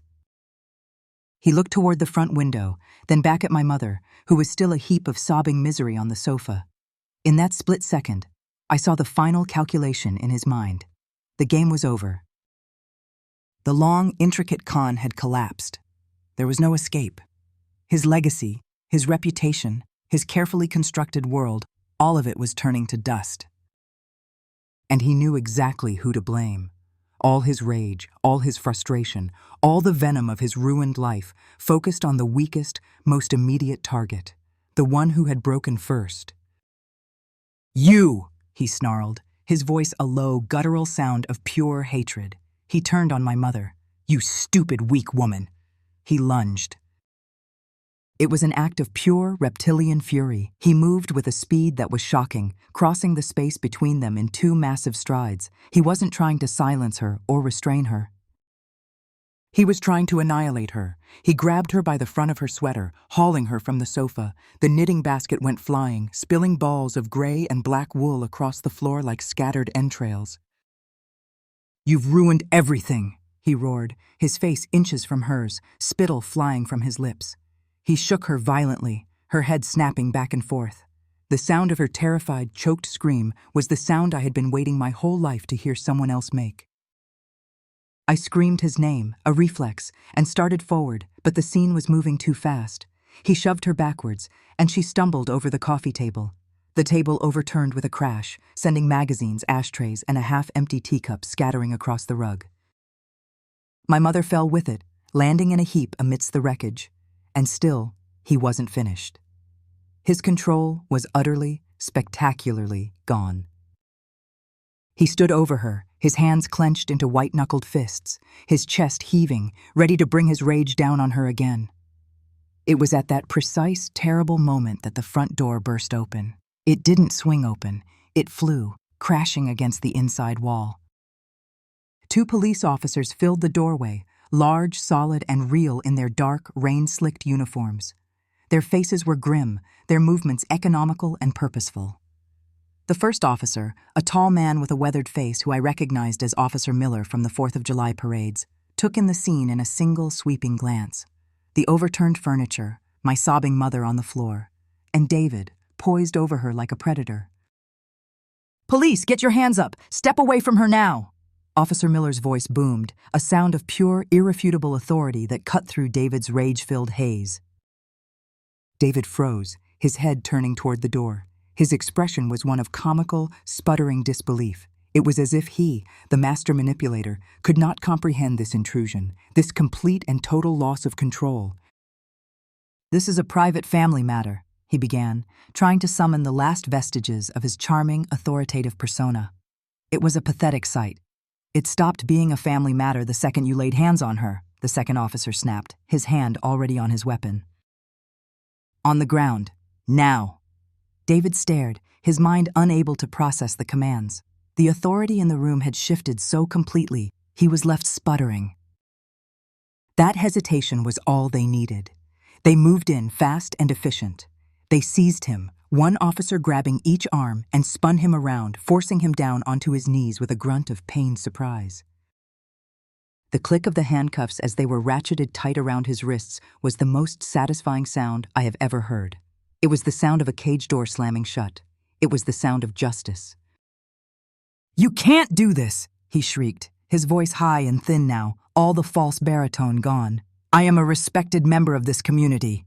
This is a misunderstanding." "She's hysterical. They're both hysterical."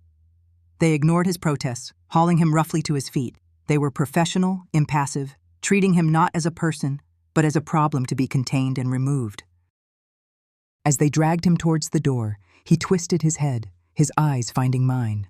They were filled with a venomous, impotent hatred that was almost beautiful in its purity. He had lost, and he knew it. And he knew who had beaten him.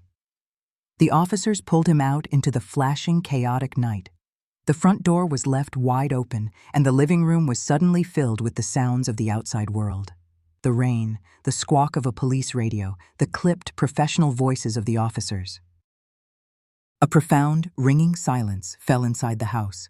The storm had passed, leaving only wreckage. I looked at the scene. The overturned table, the scattered wool, a shattered lamp on the floor. And my mother, still huddled on the rug, weeping, not in fear anymore, but with the shuddering, exhausted sobs of a prisoner who has just been liberated and has no idea what to do with her freedom. I walked slowly to the front window, my legs feeling strangely steady. I looked out onto the street. Our quiet, respectable street. It was a carnival of red and blue light. 2 patrol cars were parked at odd angles in front of our lawn. Neighbors were starting to appear on their porches, their faces pale and curious in the strobing lights. I saw the officers force David into the back of a squad car. He was still protesting, his head craning around, his face a grotesque mask of disbelief. The car door slammed shut on him, cutting off his voice. The flashing lights washed over everything, painting our house in rhythmic, pulsing waves of color. They swept across the neatly trimmed hedges my mother was so proud of, across the porch swing my father had built, across the peeling paint on the window frames. The lights were a giant, pulsing X-ray, revealing the sickness within, exposing the house for what it truly was. It was not a home, it was a crime scene. and all its dark, ugly secrets were finally, irrevocably, being dragged out into the light. The house of cards, built on a foundation of lies and fear, had not just fallen, it had been annihilated. The chaos of that night gave way to a strange, sterile calm. After they dragged David away, the house was swarmed by a quiet, efficient team of strangers. There were more police officers, a compassionate, weary-eyed woman from Child Protective Services named Maria, and eventually, Dr. Reed, her face a grim mixture of relief and concern. She had driven all the way from Portland the moment she'd gotten off the phone with the police. Her presence was an anchor in the swirling vortex of unreality. My mother was a ghost. She was bundled onto the sofa, a blanket draped over her shoulders by a female officer, and she stared into the middle distance, her eyes vacant, her body trembling with a ceaseless, low-grade tremor. She answered their questions in a barely audible monotone, a broken automaton reciting a litany of horror. I, on the other hand, felt a bizarre clarity. Seated at the kitchen table, the same table where David had pronounced my doom, I gave my statement to Officer Miller.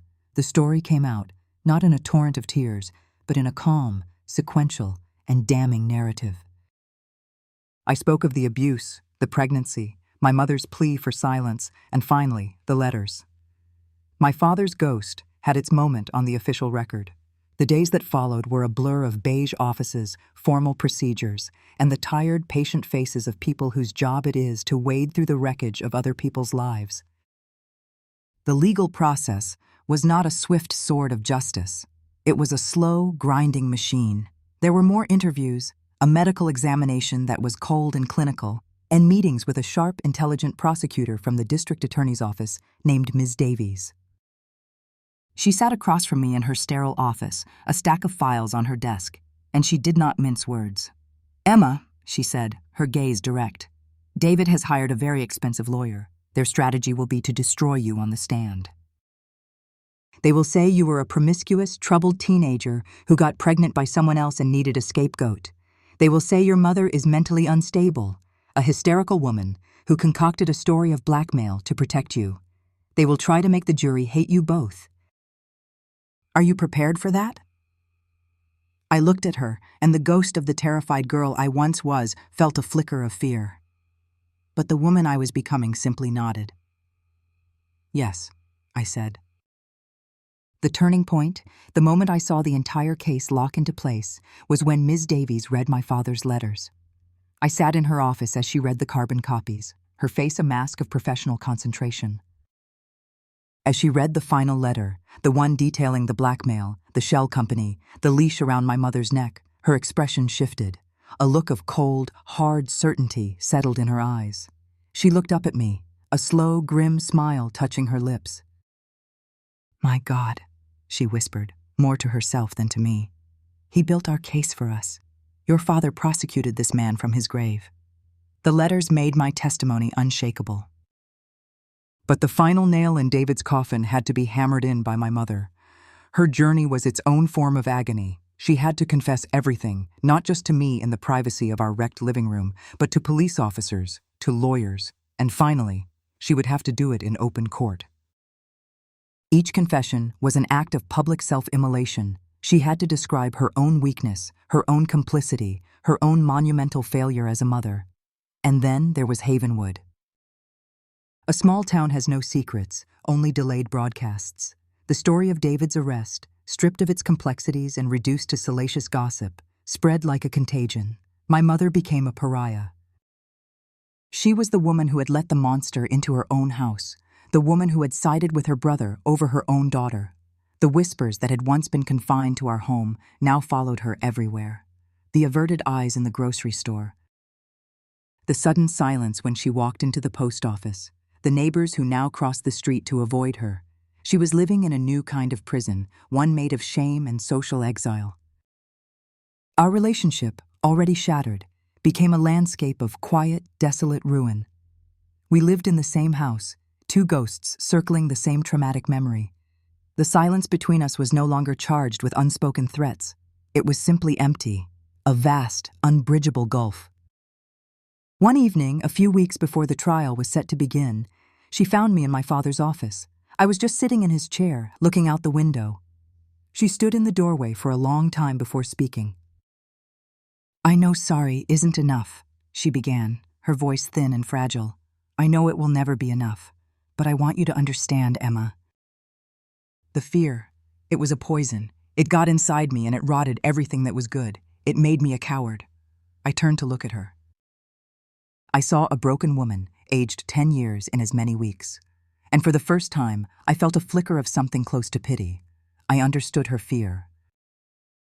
I had seen its source, written in my father's hand. I understood the cage she had been in. "I understand why you were scared, Mom," I said, my voice quiet but clear. "I do, but I don't think I will ever understand why you didn't choose me. You were my mother." The simple truth of that statement was a sentence in itself. There was no argument against it. There was no forgiveness to be offered. Not yet. Maybe not ever.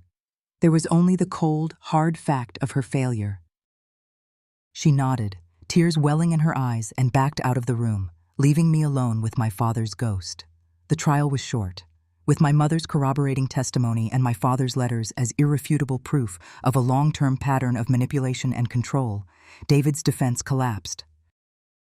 His expensive lawyer tried to paint me as a liar, but my calm, factual testimony held firm. He tried to paint my mother as unstable, but her broken, sobbing confession on the stand was heartbreakingly credible. The jury was out for less than 3 hours.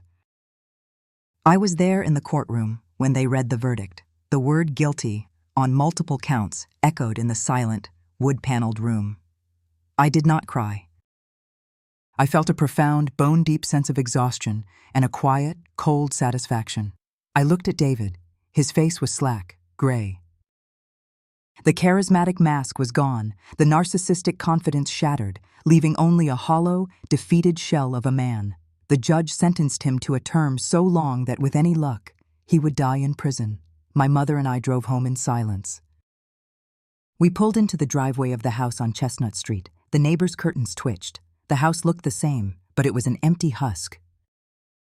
The source of its terror was gone, but so was any semblance of a family. We were free, but we were living in the ashes. The legal battle was over. The monster was caged. But I was beginning to understand that justice and healing were two very different things. The first had been won in a courtroom. The second was a journey I hadn't even begun to take. The conviction of David did not bring peace to the house on Chestnut Street. It brought a profound and unsettling quiet. The monster was gone, but his shadow lingered in every room, a stain on the wallpaper, a chill in the air. The whispers had ceased, but their echoes remained. My mother and I moved around each other like two wounded animals who had survived the same forest fire, recognizing each other's burns, but unable to offer any comfort. The legal battle, with its clear enemy and defined objective, had given me a purpose. In its absence, I was left with a more intimate and complicated war, one being waged entirely inside my own body. The pregnancy, a fact I had been able to sideline while fighting for my life, now came to the forefront of my existence. It was no longer just a piece of evidence. It was a physical reality, a constant, undeniable presence. Every wave of fatigue, every change in my own flesh was a reminder. It was a living, growing question mark, and it demanded an answer. I knew I could not find the answer in that house, surrounded by the ashes of yesterday. I needed my ally. I needed the calm, steady voice of reason that had first told me I was not alone. From the same payphone at the gas station, a place that had become a strange sort of confessional for me, I called Dr. Reed. "I won the case," I told her, my voice flat. "I know, Emma. I read it in the papers," she said, and her voice was filled with a warmth that felt like the sun on my face. "I am so incredibly proud of you. You are the strongest person I know." "I need to see you," I said, cutting through the praise. "We need to talk about the options." "Of course," she said, without a moment's hesitation. "When can you get here?" The second bus ride to Portland was different from the first. The paranoia was gone, replaced by a sober sense of purpose. I was not a fugitive running to a secret appointment. I was a free woman seeking counsel about my own future. I walked into the Willamette Women's Health Clinic, and it felt less like a sterile medical facility and more like a sanctuary. This time, Dr. Reed didn't meet me in an examination room.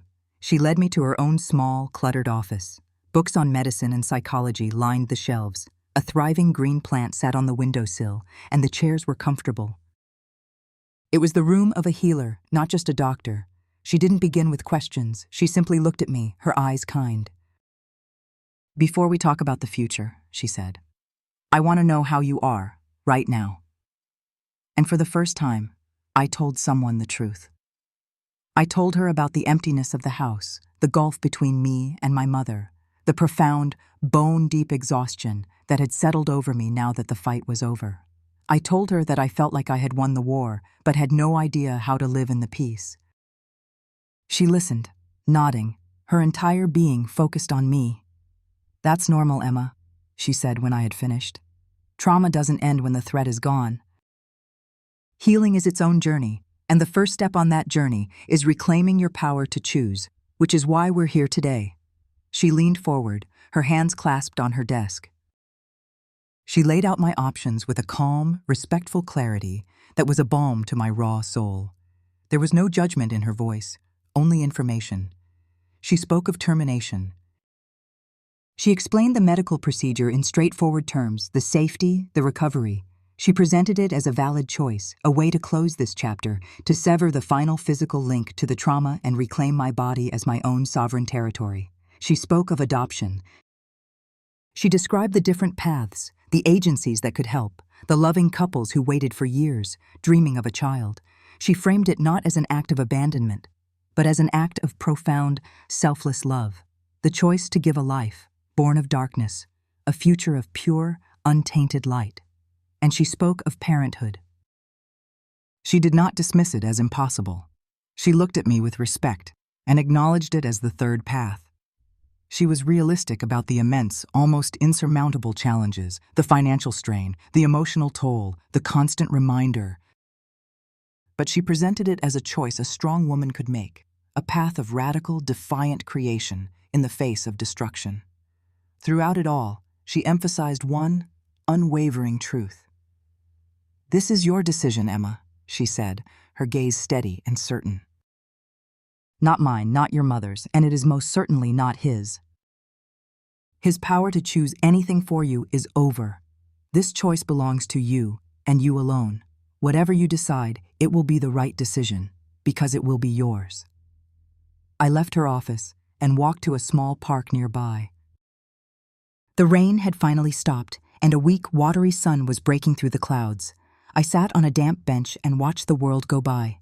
I watched mothers pushing strollers, couples walking hand in hand, students hurrying to class. A world of normal lives, of choices big and small. And I thought about the feeling of emptiness and the appeal of a clean surgical ending. A return to being just one person in one body, my body. I thought about the tiny, fluttering life inside me, a life that was utterly blameless. I considered the fierce, protective love a stranger might give this child, a love I felt too broken to provide myself. And I thought about the defiant, almost insane idea of raising this child, of looking into a face that might have his eyes, and choosing every single day to see only a human being worthy of love, of turning an act of violent hatred into a lifelong act of radical love. I sat on that bench for hours, letting the possibilities wash over me. Each one was a different future, a different version of me. Each one was terrifying. Each one was a form of freedom. The sun was beginning to set, casting long shadows across the grass, when I finally stood up. I didn't know what my future would hold. I didn't know if I would ever truly heal. But in the quiet center of my own mind, I had made my choice. A profound, calm certainty settled over me. It felt like the last chain breaking. Looking back now, from the warm, quiet comfort of this armchair, I know that people always want to know what I chose that day. They think the answer is the key to my story, that it defines who I became, a mother, a woman who chose herself. A giver of a precious gift?